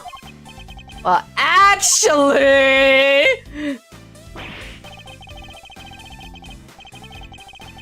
Maybe Warren got me for blowing his mind. I said things are a bit crazier than I thought. This isn't a joke. Fender Kay's out there somewhere all alone and without her memory. Not to mention being the suspect in a murder. That definitely doesn't make things any easier. Where the heck would she have gotten to? Sure she doesn't remember Zib? Though she might have come here, but maybe she went back to the hospital. Sounds like she thinks she's done you wrong. She wouldn't want to cause you even more trouble by rocking up on your doorstep. Lot of places to look. The one up tighter than the clockwork monkey, which isn't a bad thing necessarily. After all, it's got even you running from pillar to post looking to save an instant from jail. Acting like the attorney I know you were born to be. Fender, I may have given my badge earlier, but that doesn't mean I've decided to become an attorney. However, Kay isn't just some suspect in murder to me. She's somebody I've come to know very well, even if we've only been acquainted for a short while. And she never harm a fly, let alone another person. It's lucky to have you in her corner. Hope you don't mind me saying this, but that's cool. The bond has sprung up between the two of you. Enough to give me and your old man's a run for its money, even. It's nothing like that, really. She just likes to involve herself in my affairs. To say that again, from what I've seen, she likes to charge into things no holds barred. But she's done you some good, I can tell. You two make a great team. I'd say I'm not a little jealous since my partner in crime is no longer around. Anyway, you need to track her down. And actions like that don't grow on trees. I should know. Alright, how about this for a plan? You're fresh out of ideas about where she could be and you can't just walk the streets shouting her name. So why not go back to the source, look into how she lost her memory in the first place. You just might run up some clues on how narrow things down. Not a bad idea. Based on what she told us, it sounds like it all started at the big building. That's where we're headed. Next up, the big time. We're going back? And you can give your face the good news on the way. Kay won't come frolicking back into the fold if the first thing she sees is you scowling like that. Alright.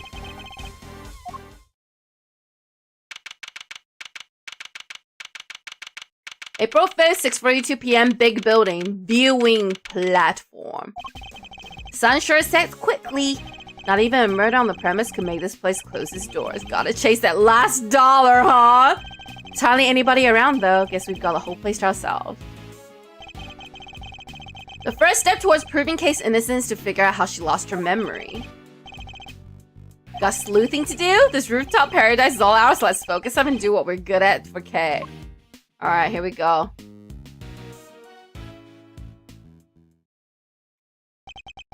Do what we're good at, huh? I suppose I should be grateful there's at least something we can do. Begin investigation! Alright.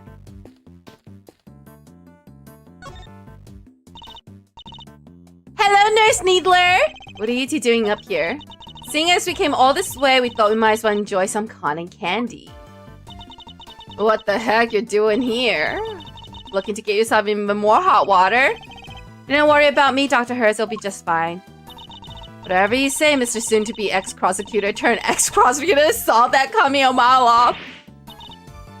I didn't get fired. Technically, I resigned. Technically, I resigned. How's Kay doing? We don't know. Something happened. Maybe I can help? How about an injection? No. No injections, thank you. Fortunately, a jab a day does not keep the world's troubles at bay. It did get kind of chilly, huh? Come on, let's head home. Alright then, Mr. Edgeworth, catch you again soon. There goes the nurse and the grandma. It's like a TV for showing announcements from the various companies in the big building. At the moment, it's just showing a regular broadcast channel. Yeah, I don't know why we're standing here either. Oh, I want Party Clouds Cotton Candy! It's a name for the fact that we're so close to the clouds up here. Our gimmick is we take a normal serving of cotton candy and we split it in half. Part it, if you will. Half the candy, same price, double the profit. We're laughing. Oh, it's the bang. Well, I'm glad the stand owner is honest about how he's ripping people off. Oh, what's this? Insert a coin to take a good look at the distant landscape for a few minutes. Kay absolutely would have been all over this. Okay, I know anyway. But for now, I better focus my powers of observation on this rooftop. Alright, oh, there's some flowers here. Ooh, what's this? A unicorn? Pegasus! Oh, it's not a unicorn. It's a Pegasus. The winged horse of legends. Isn't that a horn? Oh, so it's a unicorn. I was right. It's a winged unicorn. I can't be right either. Unicorns don't have wings. What's this? It's a little plaque there at the bottom showing the name of the piece. Contradictions! I see. Be a winged unicorn. Who decided that unicorns can't be winged? Pretty sizable cherry blossom tree! This flower is just on the cusp of full bloom. According to what Kay told us, she was standing beneath this tree until she was pushed and fell. Kay remembers standing beneath the cherry tree. Okay. It's over here. The beak and wings of a bird and the body of a lion. Yes, these statues are meant to guard the peace of this low rooftop haven. I have to say, they're incredibly detailed, almost frighteningly so. Still feeling welcome, I wonder how many people have been scared off by these instead. Alright, let's go talk to Fender. He's just standing there, gazing off into nothingness.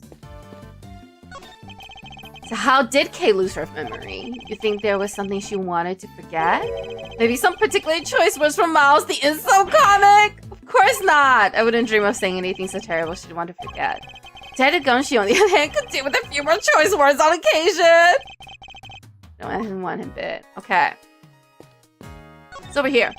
So the person in the raincoat that Kay saw supposedly approached her from the direction of the concession stand. Which would suggest that she was pushed over this railing here. The railing is chest high. You have to try really hard to go tumbling over the edge of it.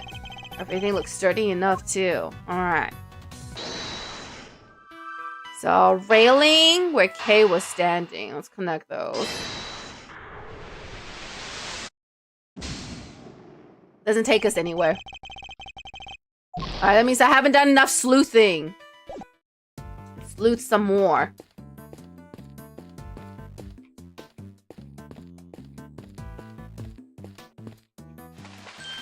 Huh? Oh.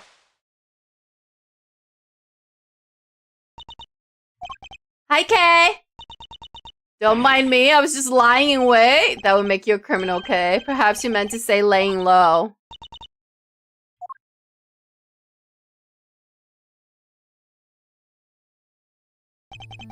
Nevertheless, I doubt people will look kindly on a suspect haunting the site of her supposed crime.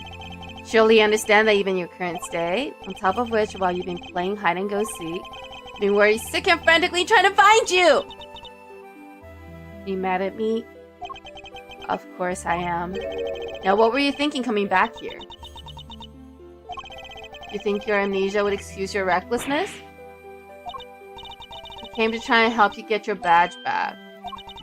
I thought if I could get my memory back, I might be able to remember killing that poor woman. Thought if I came back to where I lost my memory, maybe I... Oh. Okay! You didn't do it, though!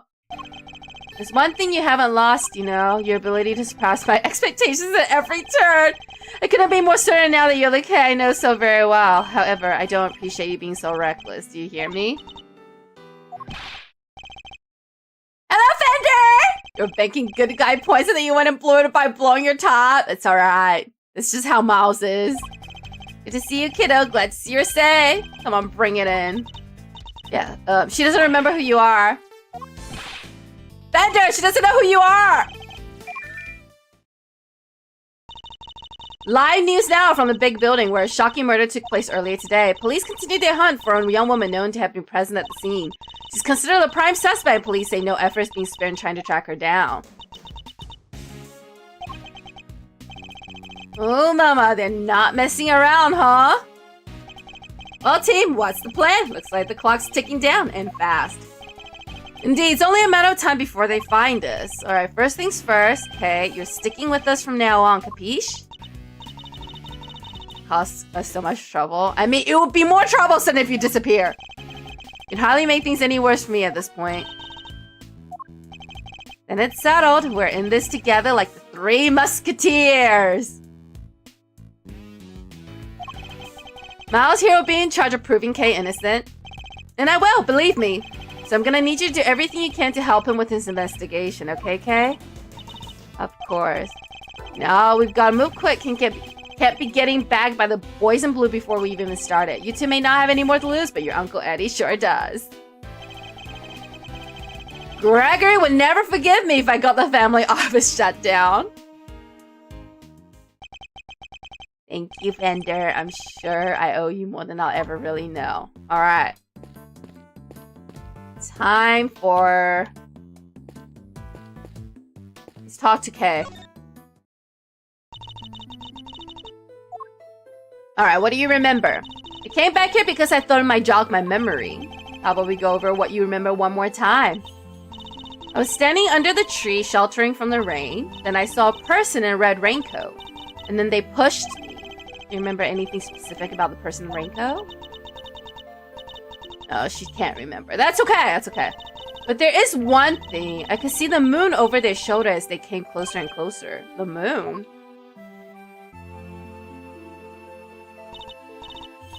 It's all very fizzy, but it was in the exact same place it is right now. Floating up there above the cherry blossom. So the moon was visible over the mysterious figure's shoulder. But the concession stands on the other side. Okay. Other recollections. I keep feeling like there's something just on the edge of my memory. Just let it float to the top of your mind and say whatever comes into your thoughts. I'm seeing, it's very faint, but I'm seeing a small restaurant, just a counter and some seats, and there's this incredible smell. A beautiful golden soup, not too thick, and it tastes just right. It's filled with delicious noodles. They're firm, but not too firm. That's when a thought crossed my mind. I'm going to order another bowl. Captivating memory, but sadly one that has nothing to do with the case. Alright. Used to say you were the second great thief Yatagarasu, a noble outlaw dedicated to stealing the truth. Do you really not remember any of that? I think you're right. I was a noble. A noble outlaw. Yeah. Okay. I don't think we have anything to show her, so let's... Okay.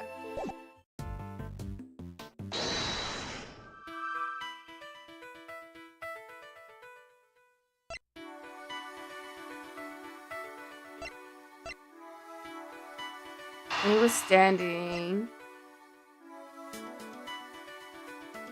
on the moon.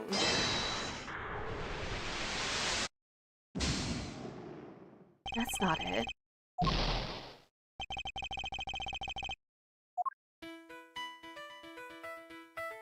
A railing in the moon?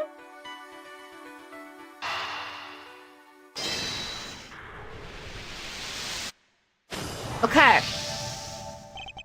Thinking back over what Kay has said, person in the raincoat approached her from the direction of the concession stand, which implies that she was pushed over the railing on the side opposite the stand.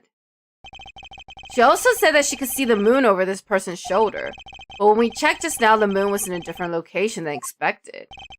Yet Kate claims it's currently in the same spot in the sky as on the night of the incident. This throws the position of the moon and the person in the raincoat out of alignment with her story. I think her memories may have become confused somehow. What's more, if she really hadn't been pushed over the railing, she would have never survived the fall. Therefore, I must conclude that she may not have fallen where she thought she did.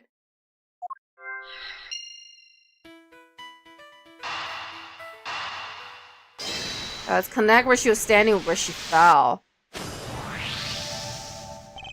You may have fallen, Kay, but it couldn't have been over the railing. Because if you had, you wouldn't be alive now to tell a tale. Exactly! All 30 floors?! Unless you're a Winter Soldier, I don't think you're gonna survive. But I definitely remember standing under that tree. If I was pushed, the only way I could have fallen is over the railing, isn't it? Not unless the ground opened up and swallowed you whole. Yeah, it was a joke. It was a joke. It was just a joke. But it may also be closer to the truth than you think, Thunder. Let's take another look at the ground in that area. There's a chance we might have missed something.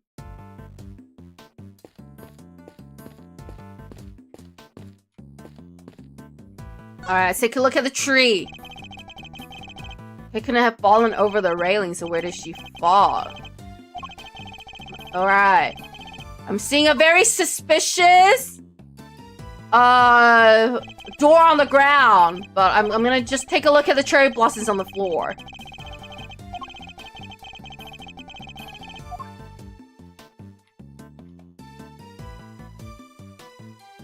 Okay, here we go.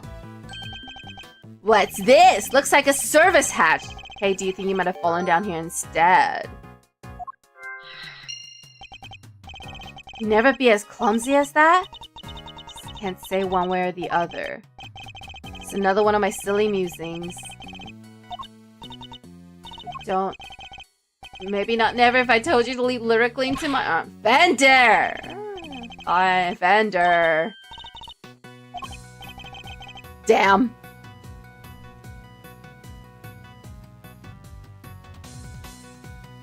Is there anything else to look at here? I took a look at the service hatch.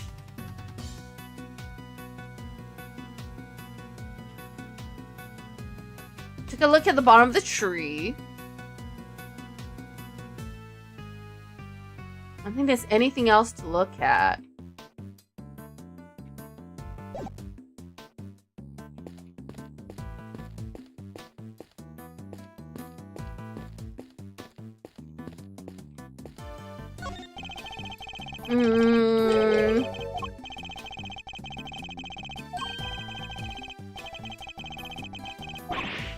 Huh?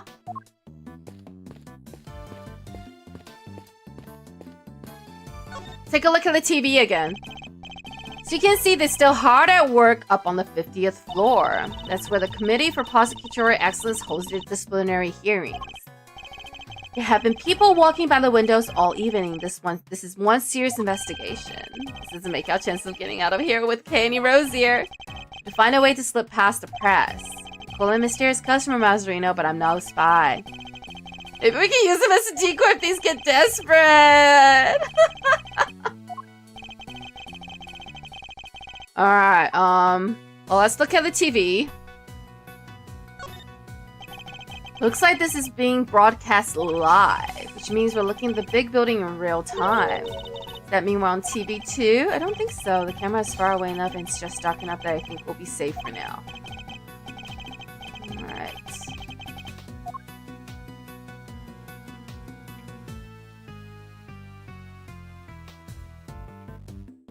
Oh, interesting. So you can see there's still hard at work up on the 50th floor. It's where the Committee for Prosecutorial Excellence holds their disciplinary hearings. Okay. Okay. See people moving around. Something's very wrong with this picture, and I can use a certain piece of evidence to help me deduce exactly that. Miles knows something I don't know. Oh, the hatch, perhaps? Let's see. It's a contradiction here.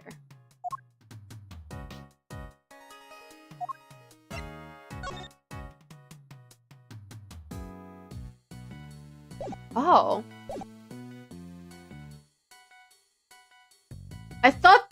Oh, there's another floor? Between the chamber and the top floor? Interesting. How many floors does this building have? Easy, 50, right? Kinda ironic that just a few feet above where the committee works its ugly little schemes is the place where starry-eyed young romantics come to wish for everlasting smoochy times. But then what's that dark space above the 50th floor? The gloomy underbelly of love? Wait a minute, exactly. The committee chamber is supposed to be on the top floor directly beneath the viewing platform, but it actually appears to be located one floor below that. Clearly contradicting the supposed facts. Maybe whoever wrote the pamphlet made a mistake? Somehow, I don't think so. Call me crazy, but there appears to be a hidden 51st floor. Let me keep the gloomy underbelly of love?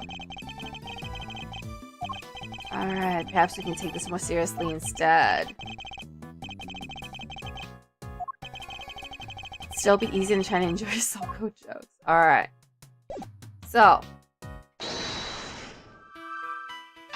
Hatch in the 51st floor.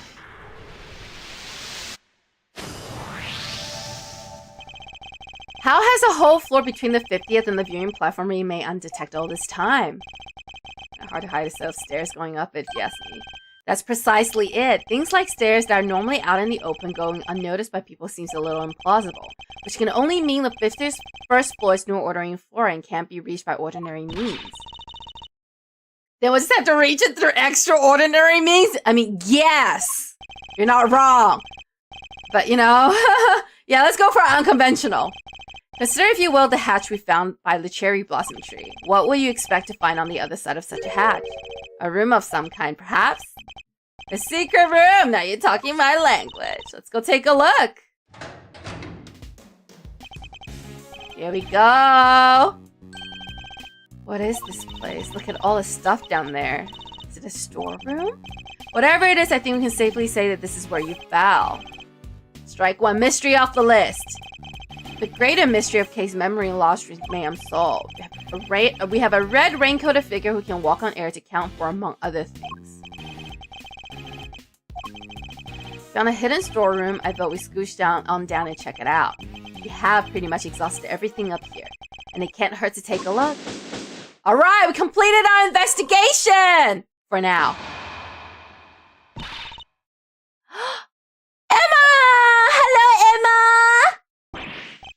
What are you doing here? Heard about what happened from Detective Gumshoe. I was in the area, so I thought I'd come by and see what's going on. This is Emma Sky. She's a high school student currently studying in Europe to become a forensic scientist.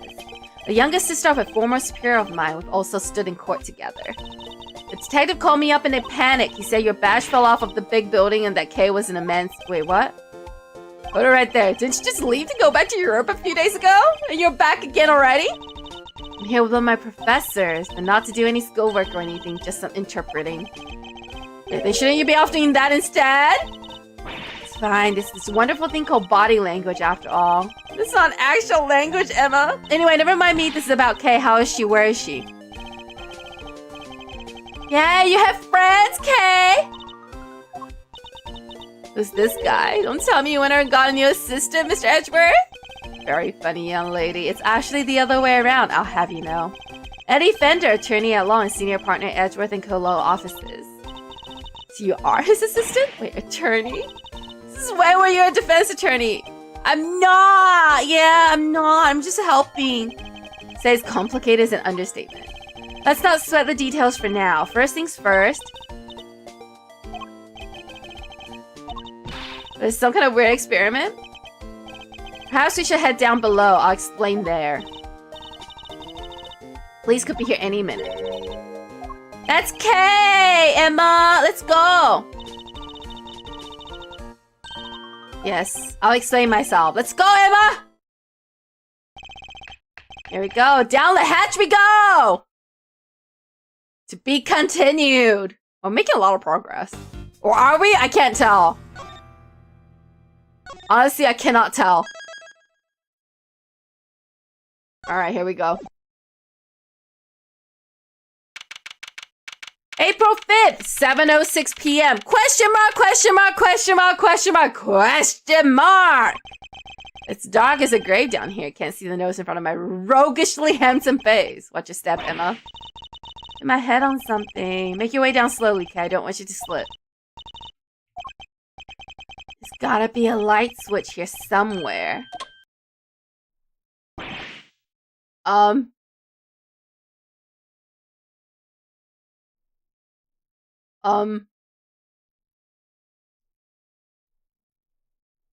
This looks like all the things that were smuggled. So the hidden 51st floor really is being used as a storeroom. We need to take a careful look over all these items. Big building pamphlet data updated in my organizer. Alright. Edgeworth is going to explain the situation to Emma. Lots been happening, huh? What a case. It's not supposed to fill you with excitement, Emma. Seems you got yourself into a real pickle, Mr. Prosecutor Attorney. I'm not an attorney or a prosecutor anymore. But whatever you are, I think it's time for science to lend a helping hand. Don't worry, I brought my entire kit with me. I love Emma. I live for moments like this. Here, let's make this all official. Good working with you again, Mr. Edgeworth. Thank you, Emma.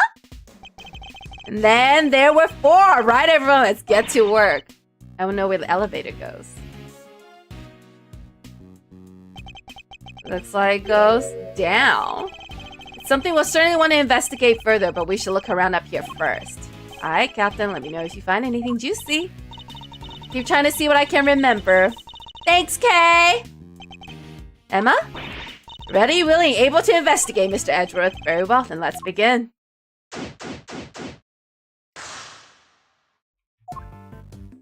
Alright, let's see. Went through compromise. Kind of creepy, all these masks lined up here in the dark. Not a fan of horror movies, I take it. No way, that stuff's so unscientific. Alright, so this must be where Kay's gem and ninja mask came from. A mask. That's Global Hero Oyankopon. Why is that so shocking? You really don't know? Everything about the show is secret. When it's on TV, who makes it, so the merchandise is super rare. Sounds to me like whoever made it may have simply gone out of business. Captain Saipan, he's super popular overseas. Let's see. He has flowers on his head. Okay, I believe it's called the Students of Starry School. It's about a one elementary school where the students are all superheroes. Damn. Emma's going off. My gosh. Edgeworth is getting invested. Alright. Here's, Steel Samurai, Nickel Samurai. Alright, Emma's having a good time with this.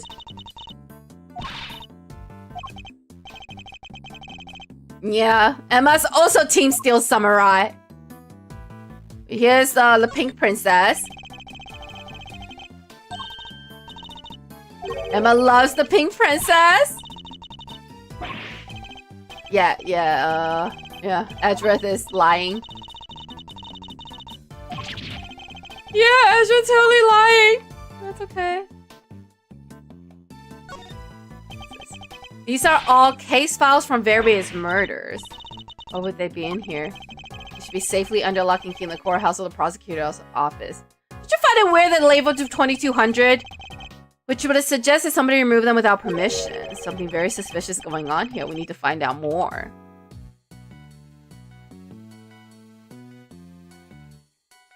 I think everything in this room is for sale.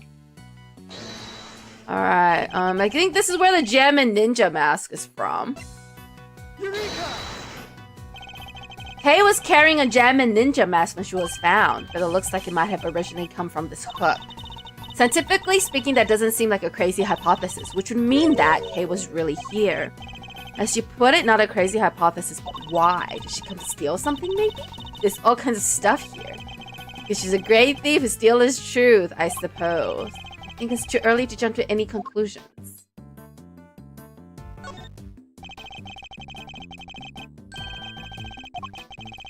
I like how they're... feel like they're all for sale.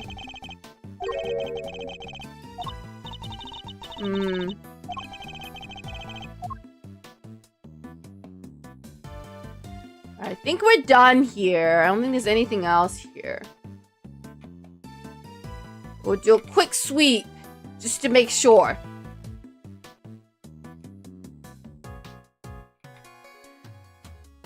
Alright. It's over here. These are...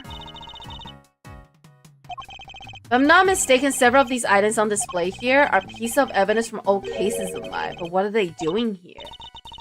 Maybe this is where the committee store stuff is looking into? It can't be. Evidence like this is stored at the police department. They don't keep stuff at the prosecutor's office too? When the case is ongoing, yes, but once the last trial is finished up, it's supposed to go right back to the police station. Only there's a very good reason for it to go elsewhere. And yet here it all is. There's no point in trying to figure out the whys right now. I should take a closer look at all. They'll have labels. Labels with numbers printed on them. Exhibit numbers, maybe you said they were all piece of evidence? But judging by how the numbers are written by the items themselves, I guess these are prices. I'd never guessed that. But none of the stuff could be worth that much money, could it? The prices are very high indeed. It's no wonder she's surprised. Let's examine all of these in detail. Alright. A mannequin! It's evidence from old case. Not this time. I've never seen it before in my life. It doesn't seem to fit with the other items in the room either. For one thing, it doesn't have a price tag. So why is it here?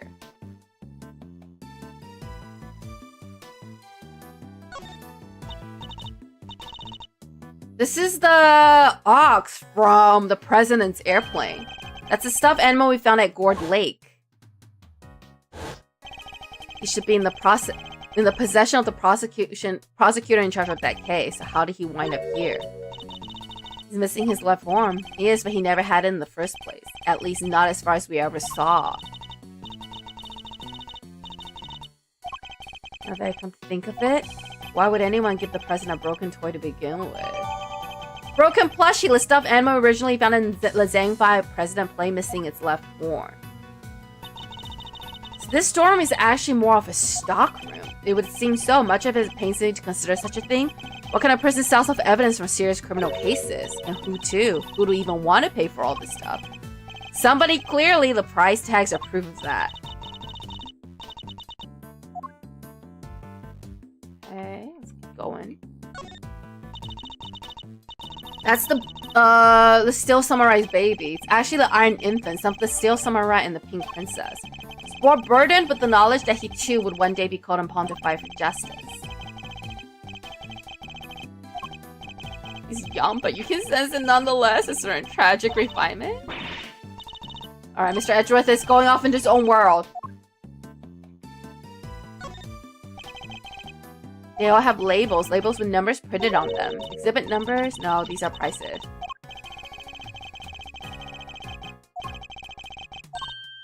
I accidentally clicked on this before already, I think.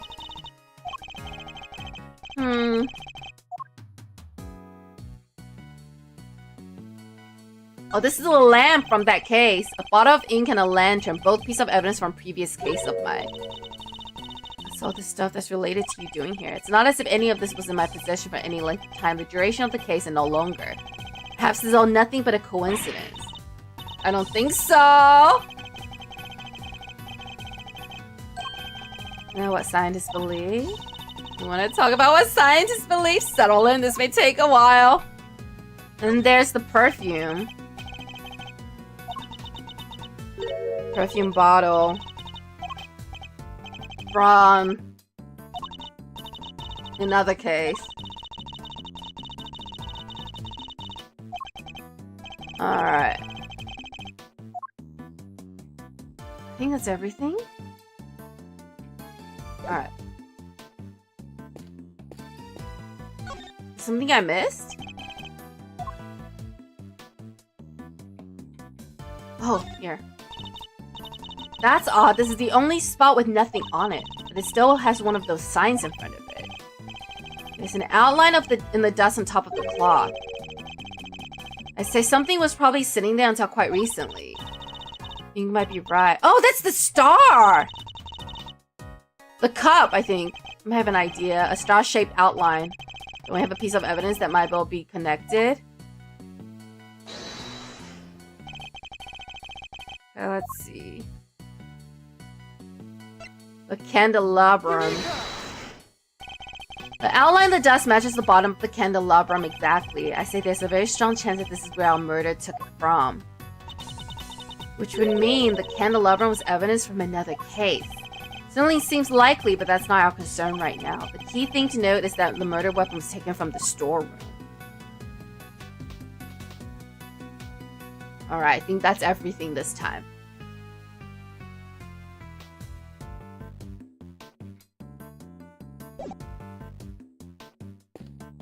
Alright, what's over here? See, this looks like some kind of wooden icebox? Chains are probably to stop the cold air from escaping. I don't mean to contradict you, Emma, but isn't this just a box for storing clothes in? Let's see.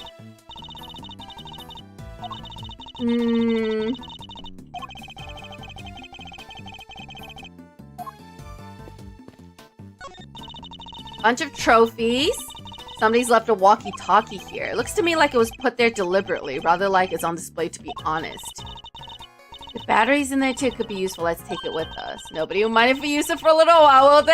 I can take it to a police station afterwards.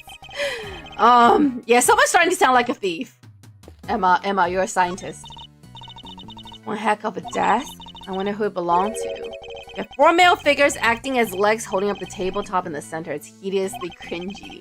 It doesn't even have the good decency to be kept enough to loop back around. Can't think of anyone related to any of my investigations with such ostentiously awful taste. At least I don't think there was.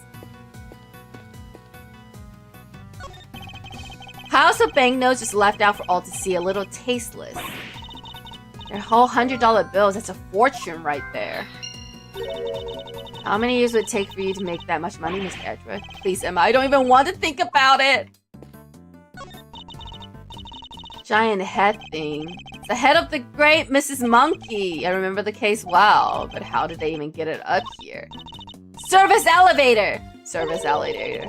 Service elevator. Oh, that's Mrs. Monkey. Okay.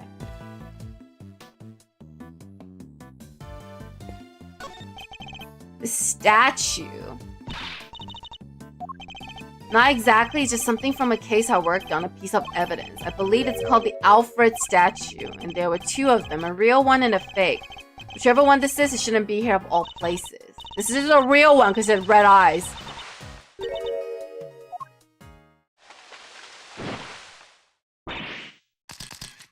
Huh?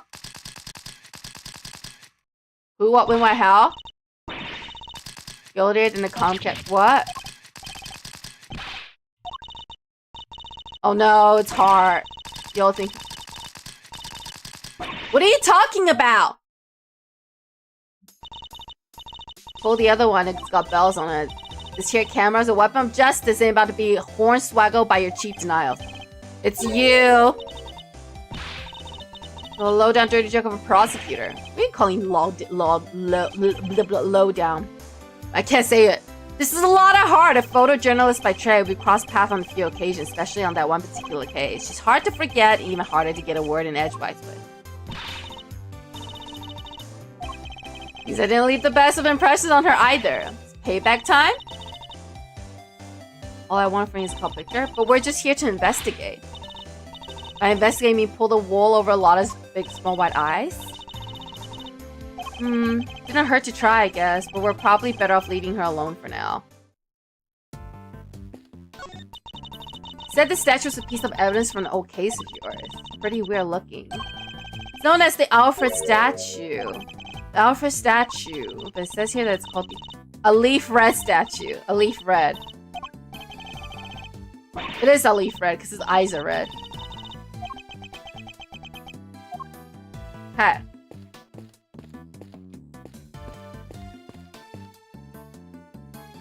Let's see. So price tag and lots of money go together.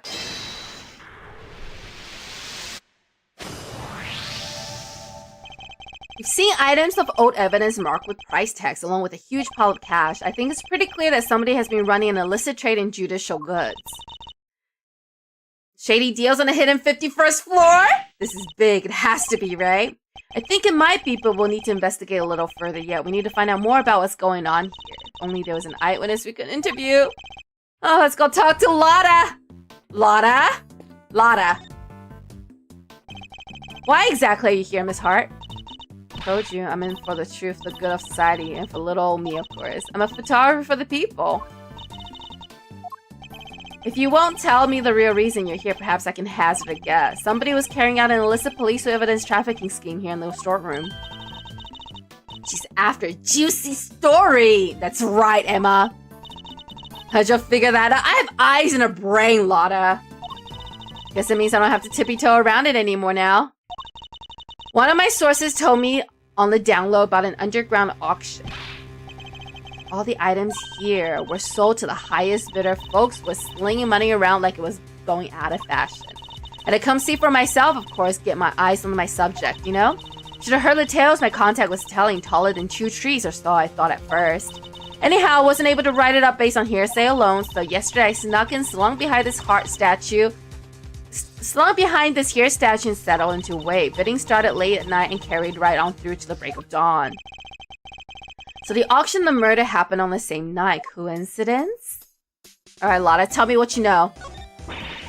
Dirty deals in a secret storeroom. Talk about a story. Was there anything else on sale apart from the items of the evidence in this room? Sure, there was regular old stuff too, shady artworks from who knows where, that kind of thing.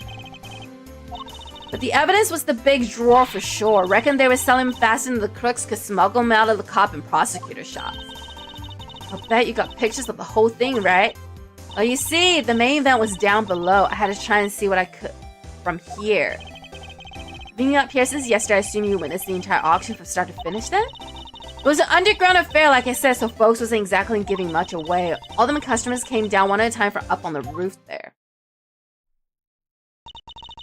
They were all masters as soon as they got down the ladder, and that ain't all. They had voice changer doodads on them, see? Teeny tiny ones, dinkier than the bugs behind.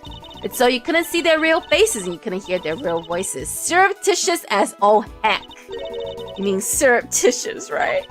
I sure do, sweet, sweet surreptitude. That's not a word. Anywho, once they had their gear on, they went right on downstairs.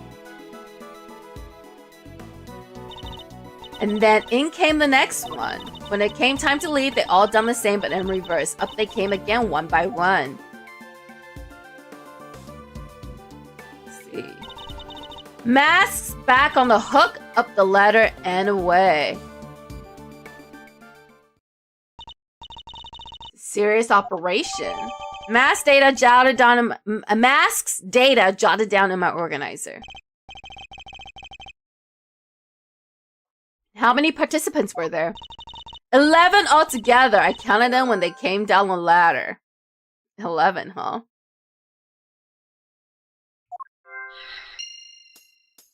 Alright, tell me more about your stakeout, Lotta. I didn't just hide behind a stupid statue the whole time, you know. And where were you? Well, when I first got here, that ain't important right now. So you were hiding behind the statue from the very beginning. Anywho, I watched all of them folks come in from my spying spot there in the shadows. Okay. They used their elevator to get down below, and once they was all down there, I snuck up and took a peek at what was going on. You mean the elevator remained in the room beneath? No, they sent it back up, but there's a little peeky hole if you know where to look. Elevators don't quite sit flush with the floor, see? If you bend down and squint just right, you can see the whole shebang. Catch a sight of who was in charge? Alright, sure, I guess I did. Ain't half so good a score if you don't get a glimpse of the evil ringleader after all. Okay. The ringleader, tell me about that. Mention a ringleader. Can you tell me any more about them? Come on, Lotta. I won't steal your story. Y'all should know I came here to get me an exclusive. An exclusive ain't much dang good if you done spilled the bean already. So you don't actually know anything about them. You think that's why she won't give us an answer? It makes sense, I guess. You got me. Couldn't see if it was a man or a woman, a kid or an old-timer. Nothing. What were they wearing? Could you see that at least? White jacket, white gloves, and a magenta flower on the lapel. Then 3 things is what I remember. But what good's a description of the outfit if I don't got a clue who was wearing it? So this ringleader disguised their identity too, just like everybody else.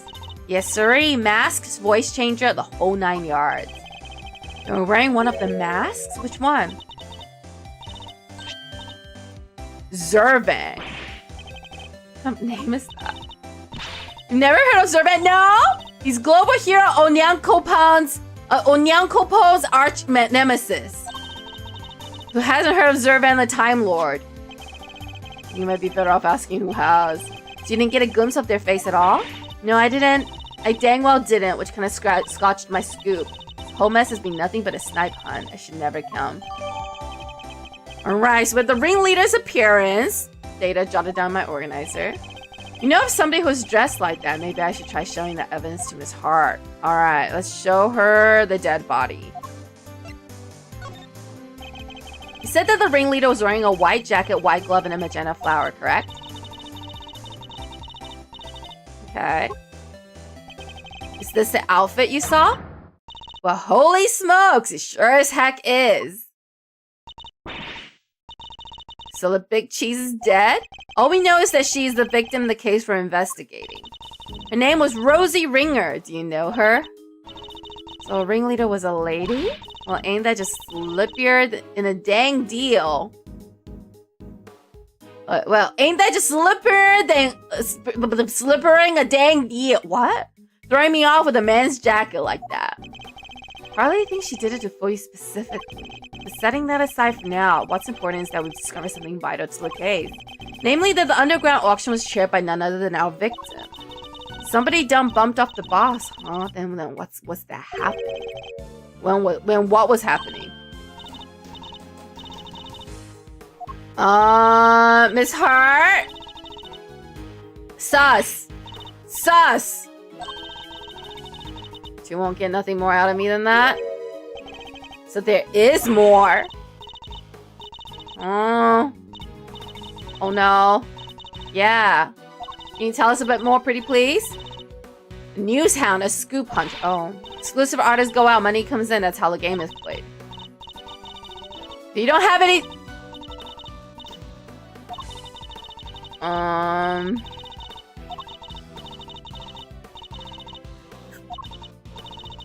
See.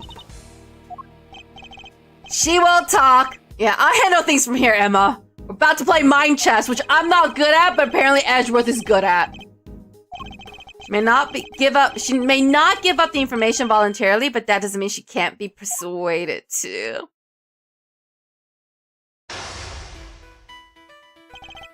Let's start by observing our opponent.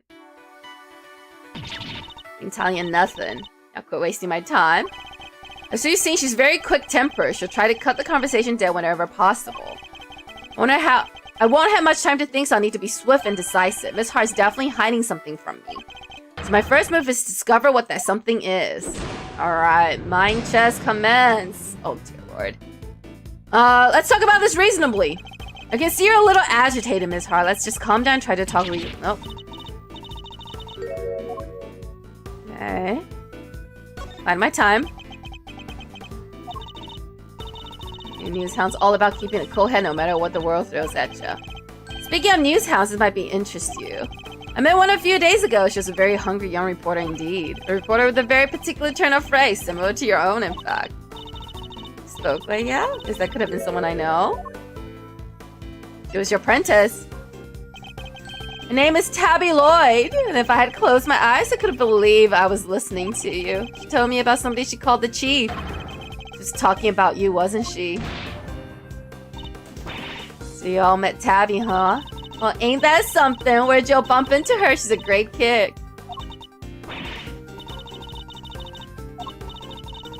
Nearly had you? Interesting. Talking about Miss Loy seemed to make her lower her guard a little. You can use that to our advantage. Alright, let's talk about tell me what you know. And you should tell me everything you know. And don't you dare leave anything out. Jump in a creek. Wish I'd tell you anything? You got nothing to do with me. Or me with you. Alright, I know your apprentice pretty well. I don't have anything to do with you. That's a little unkind, don't you think? After all, I know your apprentice. I know her pretty well, in fact. Yeah? Guess it does seem kind of cold of me to say that if you know her pretty good. I don't want the poor kid to think I don't give a rat's behind. Good, then you tell us what you know? Fine. See, it's like this. Got me. No. Getting close. Was that about a scoop? Forget it. It was nothing. You have a scoop of some kind, don't you? Embarrassing a professional journalist making a careless slip of the tongue. You have a scoop, don't you? Now tell me what it is.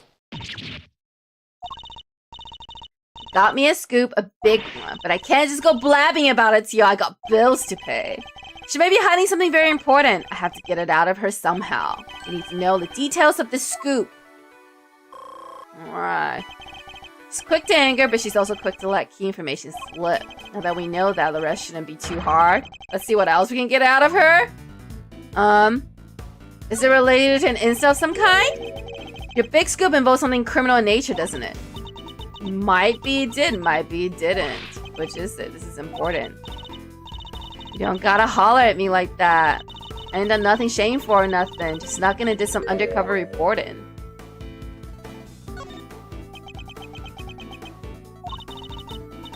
Okay. Okay. Let's try that again. This is not going well for me. It's alright, we'll keep going.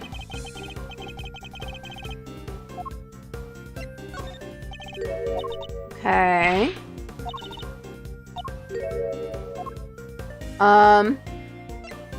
You sneaking in is a problem.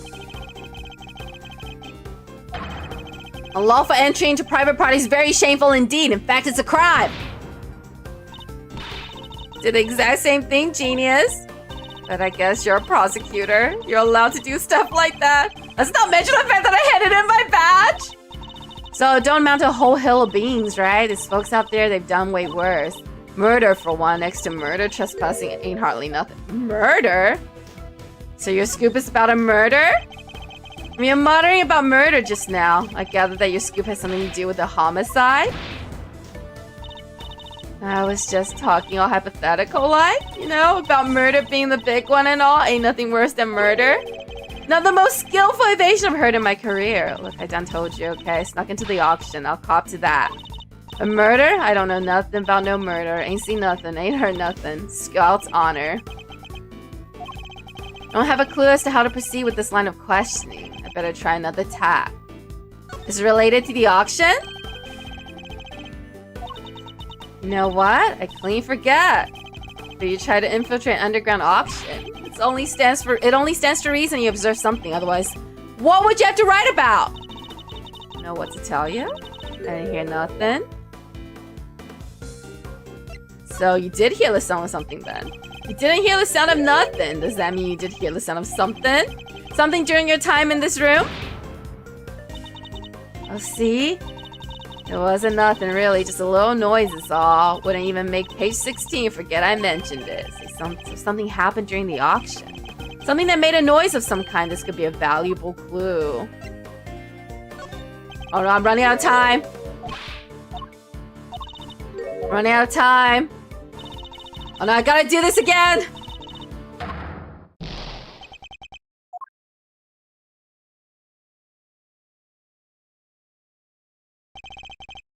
Alright.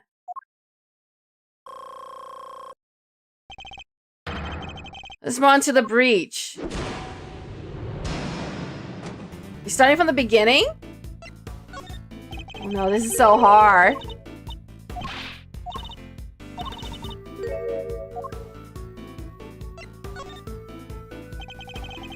Again, I know! I'm failing, Brondo! Okay. Murder for one. Your scoop is about a murder. Okay.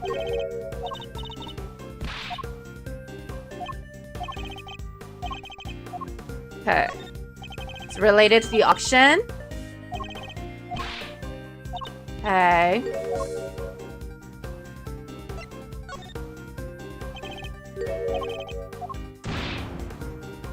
Okay.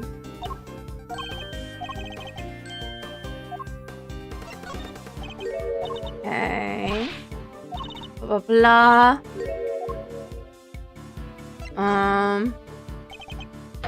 I don't know if I'm doing this correctly.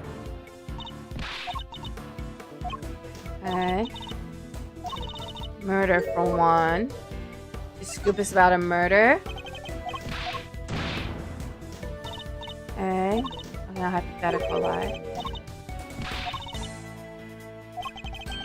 Okay. But you heard something, didn't you? You told me you heard something during the auction. You claimed it wasn't important, but it must have been. Otherwise, why remember it? I think it was something very memorable indeed. In fact, I believe it was the cry of a murder victim. How do you keep doing that? I don't know. I don't know, Lotta.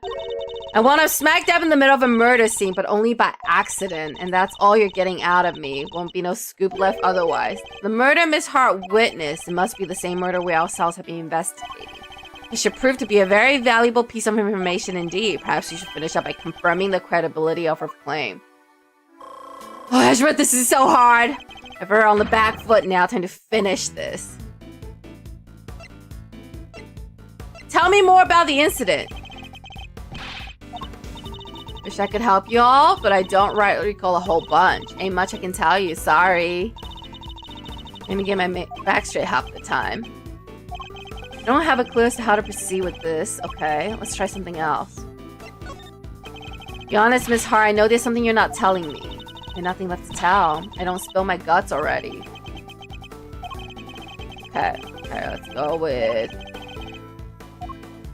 Were you really in the middle of... You say you wound up in the middle of a murder scene. Is that really true? Now I'm mad, real mad? I'm the one who should be angry. You don't realize you have nowhere to turn, don't you? Isn't my precious son? Oh, we're so losing this one also. Okay. Go ahead, stay mad. Oh, I'm losing this one. Alright, I'm gonna go again. This one's so hard. You lose so much HP whenever you make a mistake. It's alright, it's alright. We know where to start now. We'll bide our time.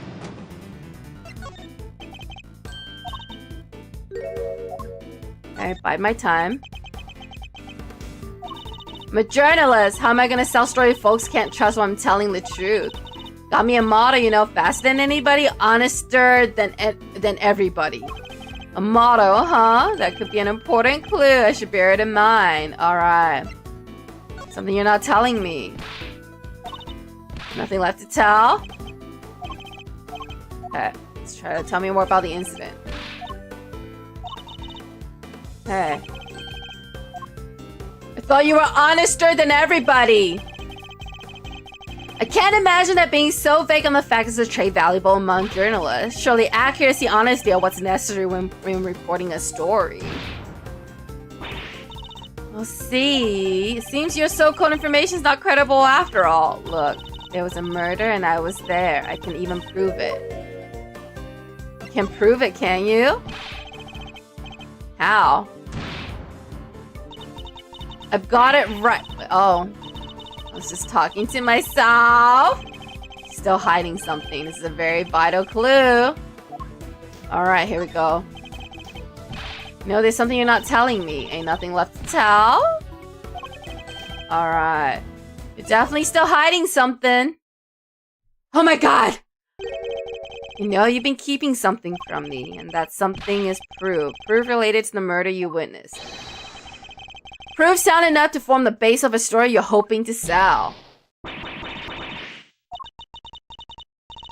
Give me a break, will ya? I'll come clean. That's what you want, right? Here, I done snapped me a photo. Happy now? You better be. And that's checkmate. Oh my god, that was so hard. Mind chess checkmate, thank god. Can't believe I let that happen. Betrayed by my own big mouth. Well, it happened, so it's time to tell us everything. I saw the whole thing, watched that auction from start to finish. Okay. About that. So like I said, I was spying on the whole thing right from the get-go. They was all shouting out bids and somebody wins something and bam, down comes the hammer. Head on upstairs and pay, shouts the old ringleader, and then the whole thing starts over again. Anyhow, as soon as that happened, I had to think quick. That's when I ran behind their statue and hid. And who was it that eventually appeared? Didn't see nothing, but I heard something that made me pretty sure it was whoever placed the winning bid. The sweet, sweet sound of cold, hard cash. Okay.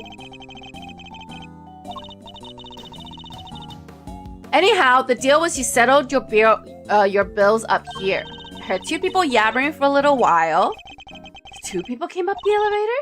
You betcha, my guess is the other one was our friend, the ringleader. Anyway, yabber, yabber, yabber, on it goes for a little while, then a scream. Well, that shook me up pretty good, so I hung her down in my hiding place and tried to stay outside. She didn't see the moment of the murder? No, but I heard it real good. Yeah, I'm just a dainty little journalist all her lonesome. You think I was fixing, jumping, and save the day? Anyhow, then there was a bunch of rustling sounds. Right about when that was happening, I got feeling pretty bad about what I'd done. Okay. I didn't remember to get out my camera and snap even a single picture. Scoop like that drops right in my lap and I missed it. Somebody ought to tear my hide. Anyhow, then a little more time goes by and there's this kind of clattering noise. I'm here thinking, gotta get the shot this time, so I grab one real quick from the shadows there. Can I see the photograph? Please? Please. Person in the red raincoat, the one who attacked Kay. So Kay's raincoated assailant also attacked the victim here in the storeroom. They proceeded up the roof where they assaulted Kay. Okay, a photograph of the mysterious figure in the red raincoat. There's only one person in this picture. Where's the victim? Weird, huh? I wondered the same thing. Heard two people, but there was only one in the shot I got. And I didn't see nobody nowhere else in the room neither. That's the killer, right? At least ways I'm pretty sure it is. So are you saying the victim disappeared? How'd you know it was the killer just by looking? Because they're literally red-handed with blood. How else would that get there? Auction just carried on after that. Sure did. They just went right along like nothing had happened. Rich folks is crazier than a box of frogs. I'll never understand how they think. Funny, I find journalists who struggle to understand as well. Okay, Miss Hart's observation about what happened during the mysterious auction noted down.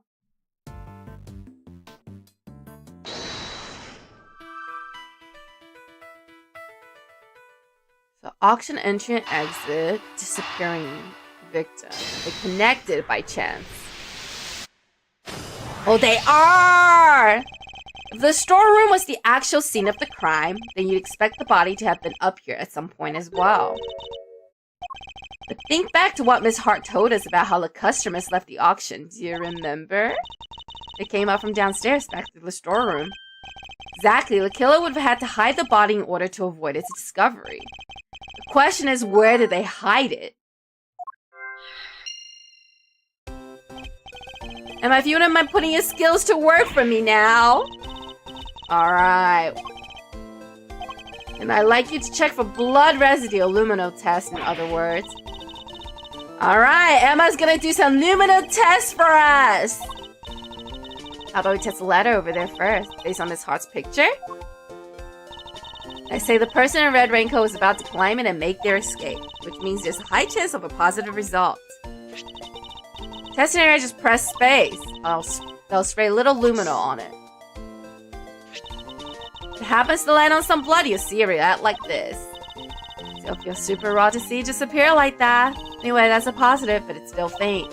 Sprayed a couple more times should be enough to really make it stand out. That brought it out nicely and made it feel that much more real. Anyway, I think you've got the gist of how to look for blood traces now, right? I'm sure there's still some more to be found, so why don't you give it a try?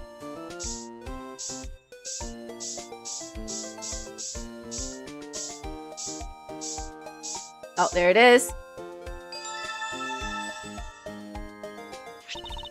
And that's how it's done! You can go look around and see if you can find some other places to test with the luminol.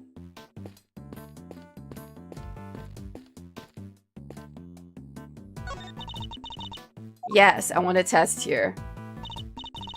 The negative. Alright.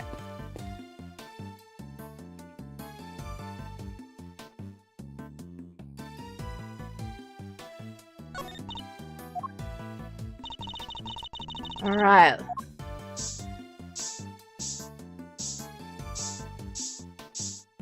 Oh! Got blood!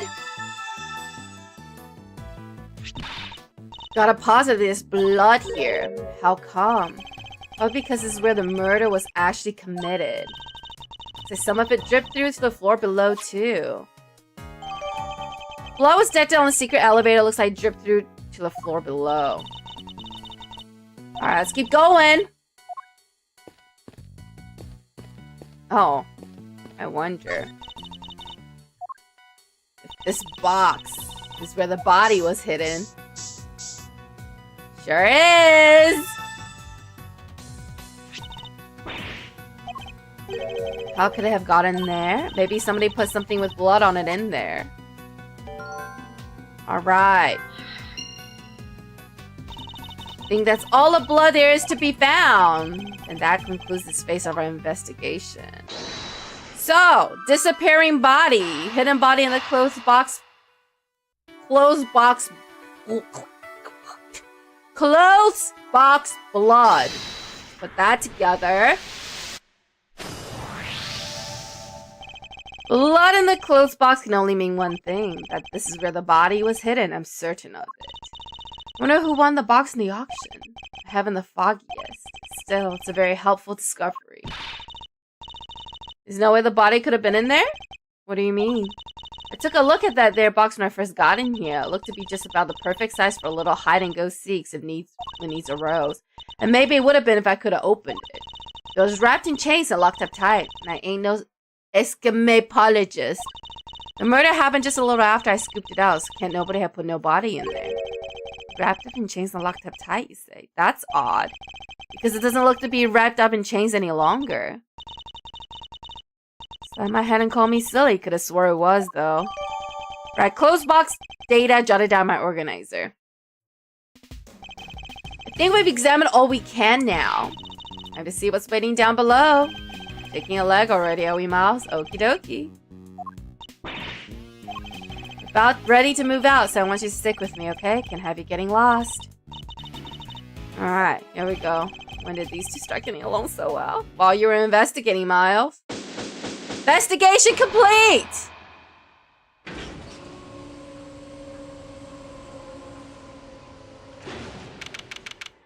Oh.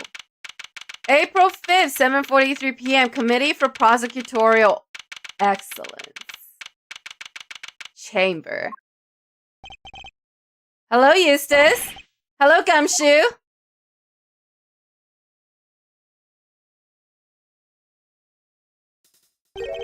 This room. This is the auction room? No, this is the committee chamber. Maybe it's both. Eustace, step aside. Eustace!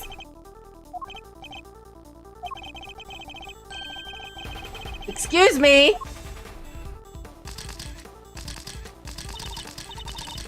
It's going way overboard.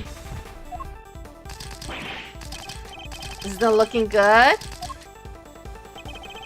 See how the blinding light of justice shines. What?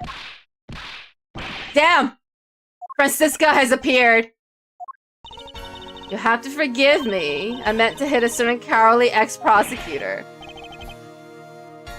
You were aiming for you were aiming straight at me? Well, Eustace. Sometimes Francisca's aim is just not that good. Something keeps getting in my way. Something.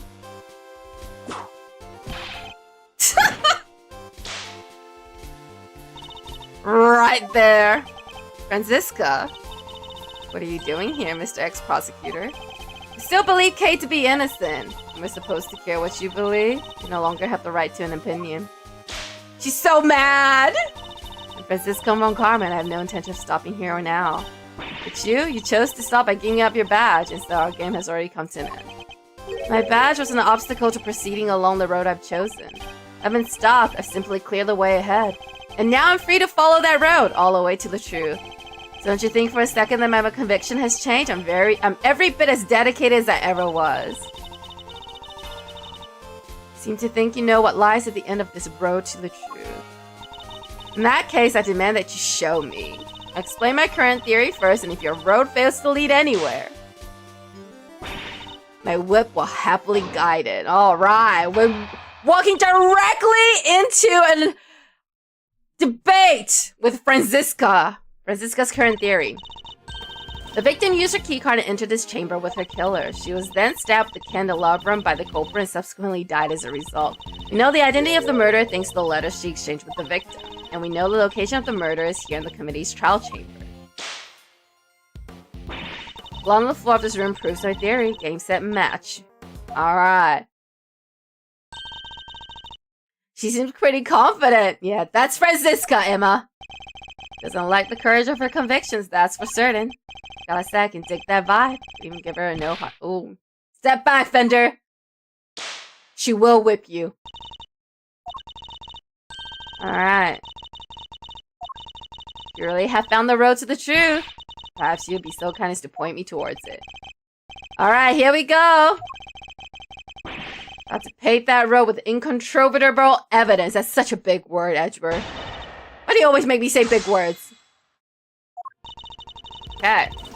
First, let's press her...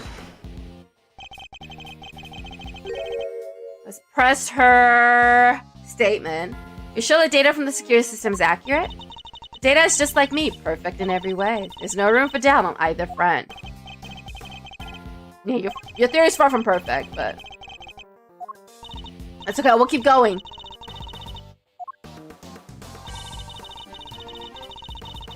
She's then stabbed with the candelabrum by the culprit and subsequently died as a result. And the stab wounds she sustained are a perfect match with the candelabrum in question. 3 wounds inflicted by metallic spikes of some kind in 3 places simultaneously. Even you have to agree that there aren't many objects that could do that. Furthermore, Grandma Hurst confirmed the murder weapon in her report. And there's absolutely no doubt in your mind that it was the candelabrum. None whatsoever. It's for the culprit. Alright, let's keep going. Hold it! Alright, let's talk about the letter. Have you managed to prove conclusively that the letter found on the victim was sent by Kay? I wasn't aware that there was any doubt on that front. Are you suggesting it was a forgery? Well, if there was any doubt, there isn't any longer. Document analysis turned up nothing. Nothing to suggest the involvement of anyone other than the sender and the recipient or of any forgery. Are you saying that they found Kay's prints? No, only the victims. Alright, how can you say for sure that Kay did the deed? Haven't you been listening? Document analysis found nothing to suggest that the letter was a forgery.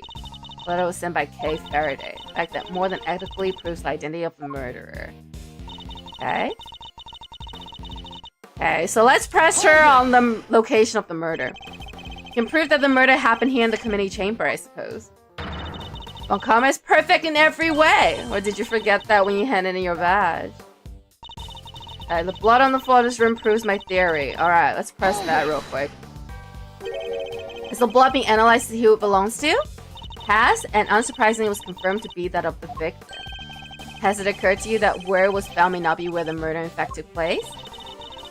Okay, evidence is everything in the courtroom. Yeah, tell that to Gubel, okay?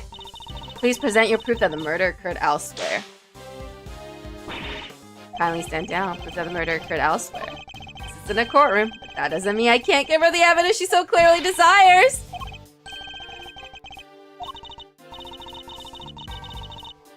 Alright, here we go!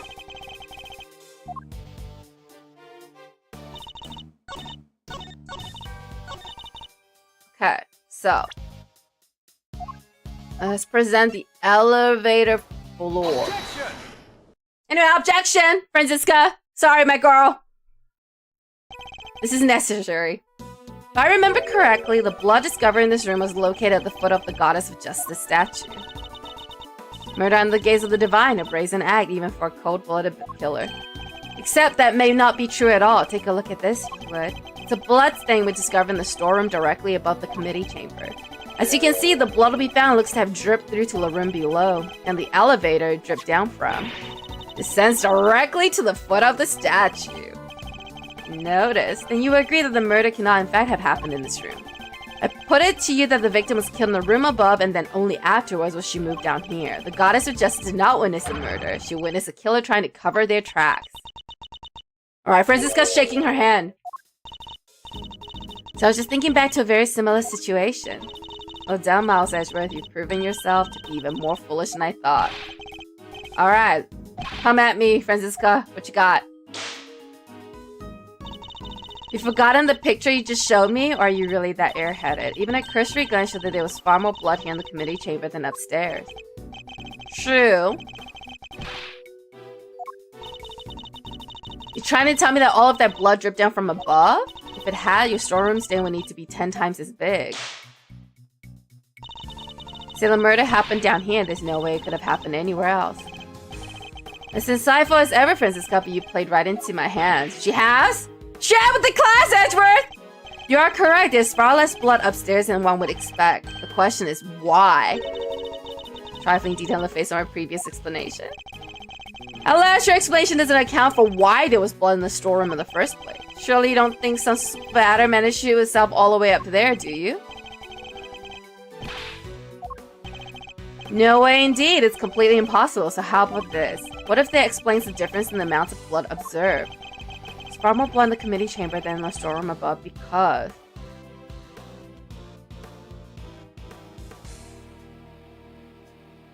the weapon was removed here. The victim died of 3 stab wounds that would have bled profusely. That doesn't make any sense. Not if she was stabbed in the storeroom. You said there wasn't much blood up there already. Alright, calm down, Eustace. Take a seat. Hello, Dry Oasis! What's up? Thank you for the raid! Thank you for the raid. We're trying to get to the end of this conversation with Franziska right now. Silence, you have paid half your rate. Damn! Franziska going off, as she should. A stab wound bleeds heaviest at one particular point in time, when the weapon is removed. Precisely. I believe the body was brought down to the committee chamber with the candelabrum still in its chest. And then, when it was finally removed, it created the difference in the amount of blood we see between the 2 locations. But why? What was the killer trying to do? I imagine they were trying to give the impression that the murder happened down here.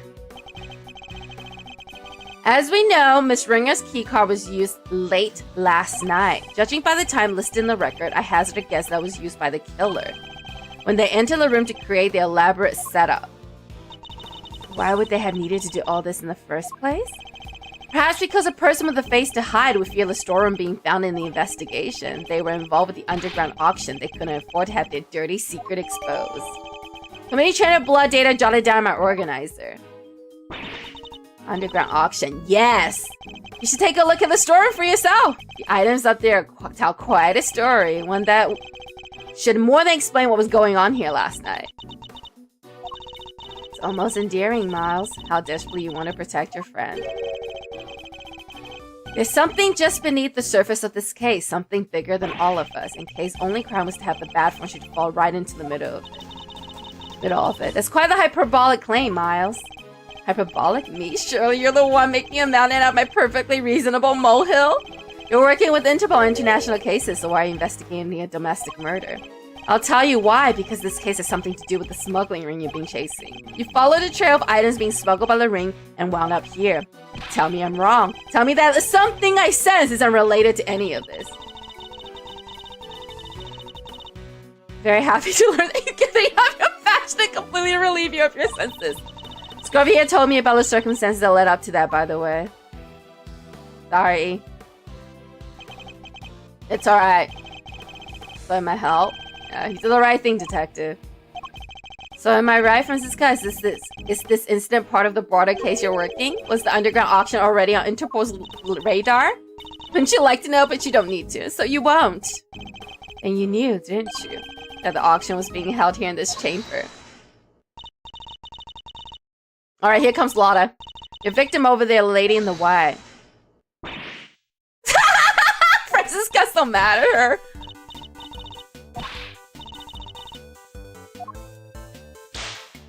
Let her talk, Francisca. I'm a journalist. Come on, let her talk, Francisca. You lied on an oath at one time. Seems like Miss Von Karma's not too fond of Miss Hart. I don't think she's her biggest fan, no. Ringer, right? She was a member of this here committee? Well, she's dressed exactly like the ringleader of their secret auction. What's the meaning of this interruption? Miss Hart here helped us out by describing how the auctioneer was dressed. And it seems they were wearing the exact same outfit as the victim, Miss Rosie Ringer. That would mean that the victim was also the ringleader. How about we just come... Whoa. Seems I have some new information to consider. It's true that I came here to investigate the underground auction and to arrest its head of operation, the auctioneer. But if Miss Hart is to be believed, the ringleader is dead. I guess that means your journey here today was wasted. Suppose it does, nonetheless. I, Francisco Von Karma, refuse to leave empty-handed. Shall we investigate more? Time for a rematch? You may find that your whip will go sorely underused this round. Alright, Alright, Francisca, as much as I would love to have a rematch with you, we are at the 3-hour mark, so we will have to come back and have our rematch next week. Alright, let's get back to the title. We'll save it again, just fuzzies. Alright. Wow. This case just gets more and more and more twisty. It's been pretty cool. It's been pretty cool. It's been a very interesting case so far. Alright, well that is it for tonight. We will continue our debate with Francisca next week. Yes, next week. We'll be back on Saturday with Persona 3 Reload, where we grind more in Tartarus. Because I don't have anything else to do at nighttime. But thank you all so much for coming. I appreciate you all. I'm a mayor indeed, Brondo. I'm a mayor indeed. Have a great day or a great night wherever you are. Stay chill, stay safe, stay cool. And I will see you guys at my next stream. Good night, and I will see you next time. Bye-bye, bye-bye, bye-bye.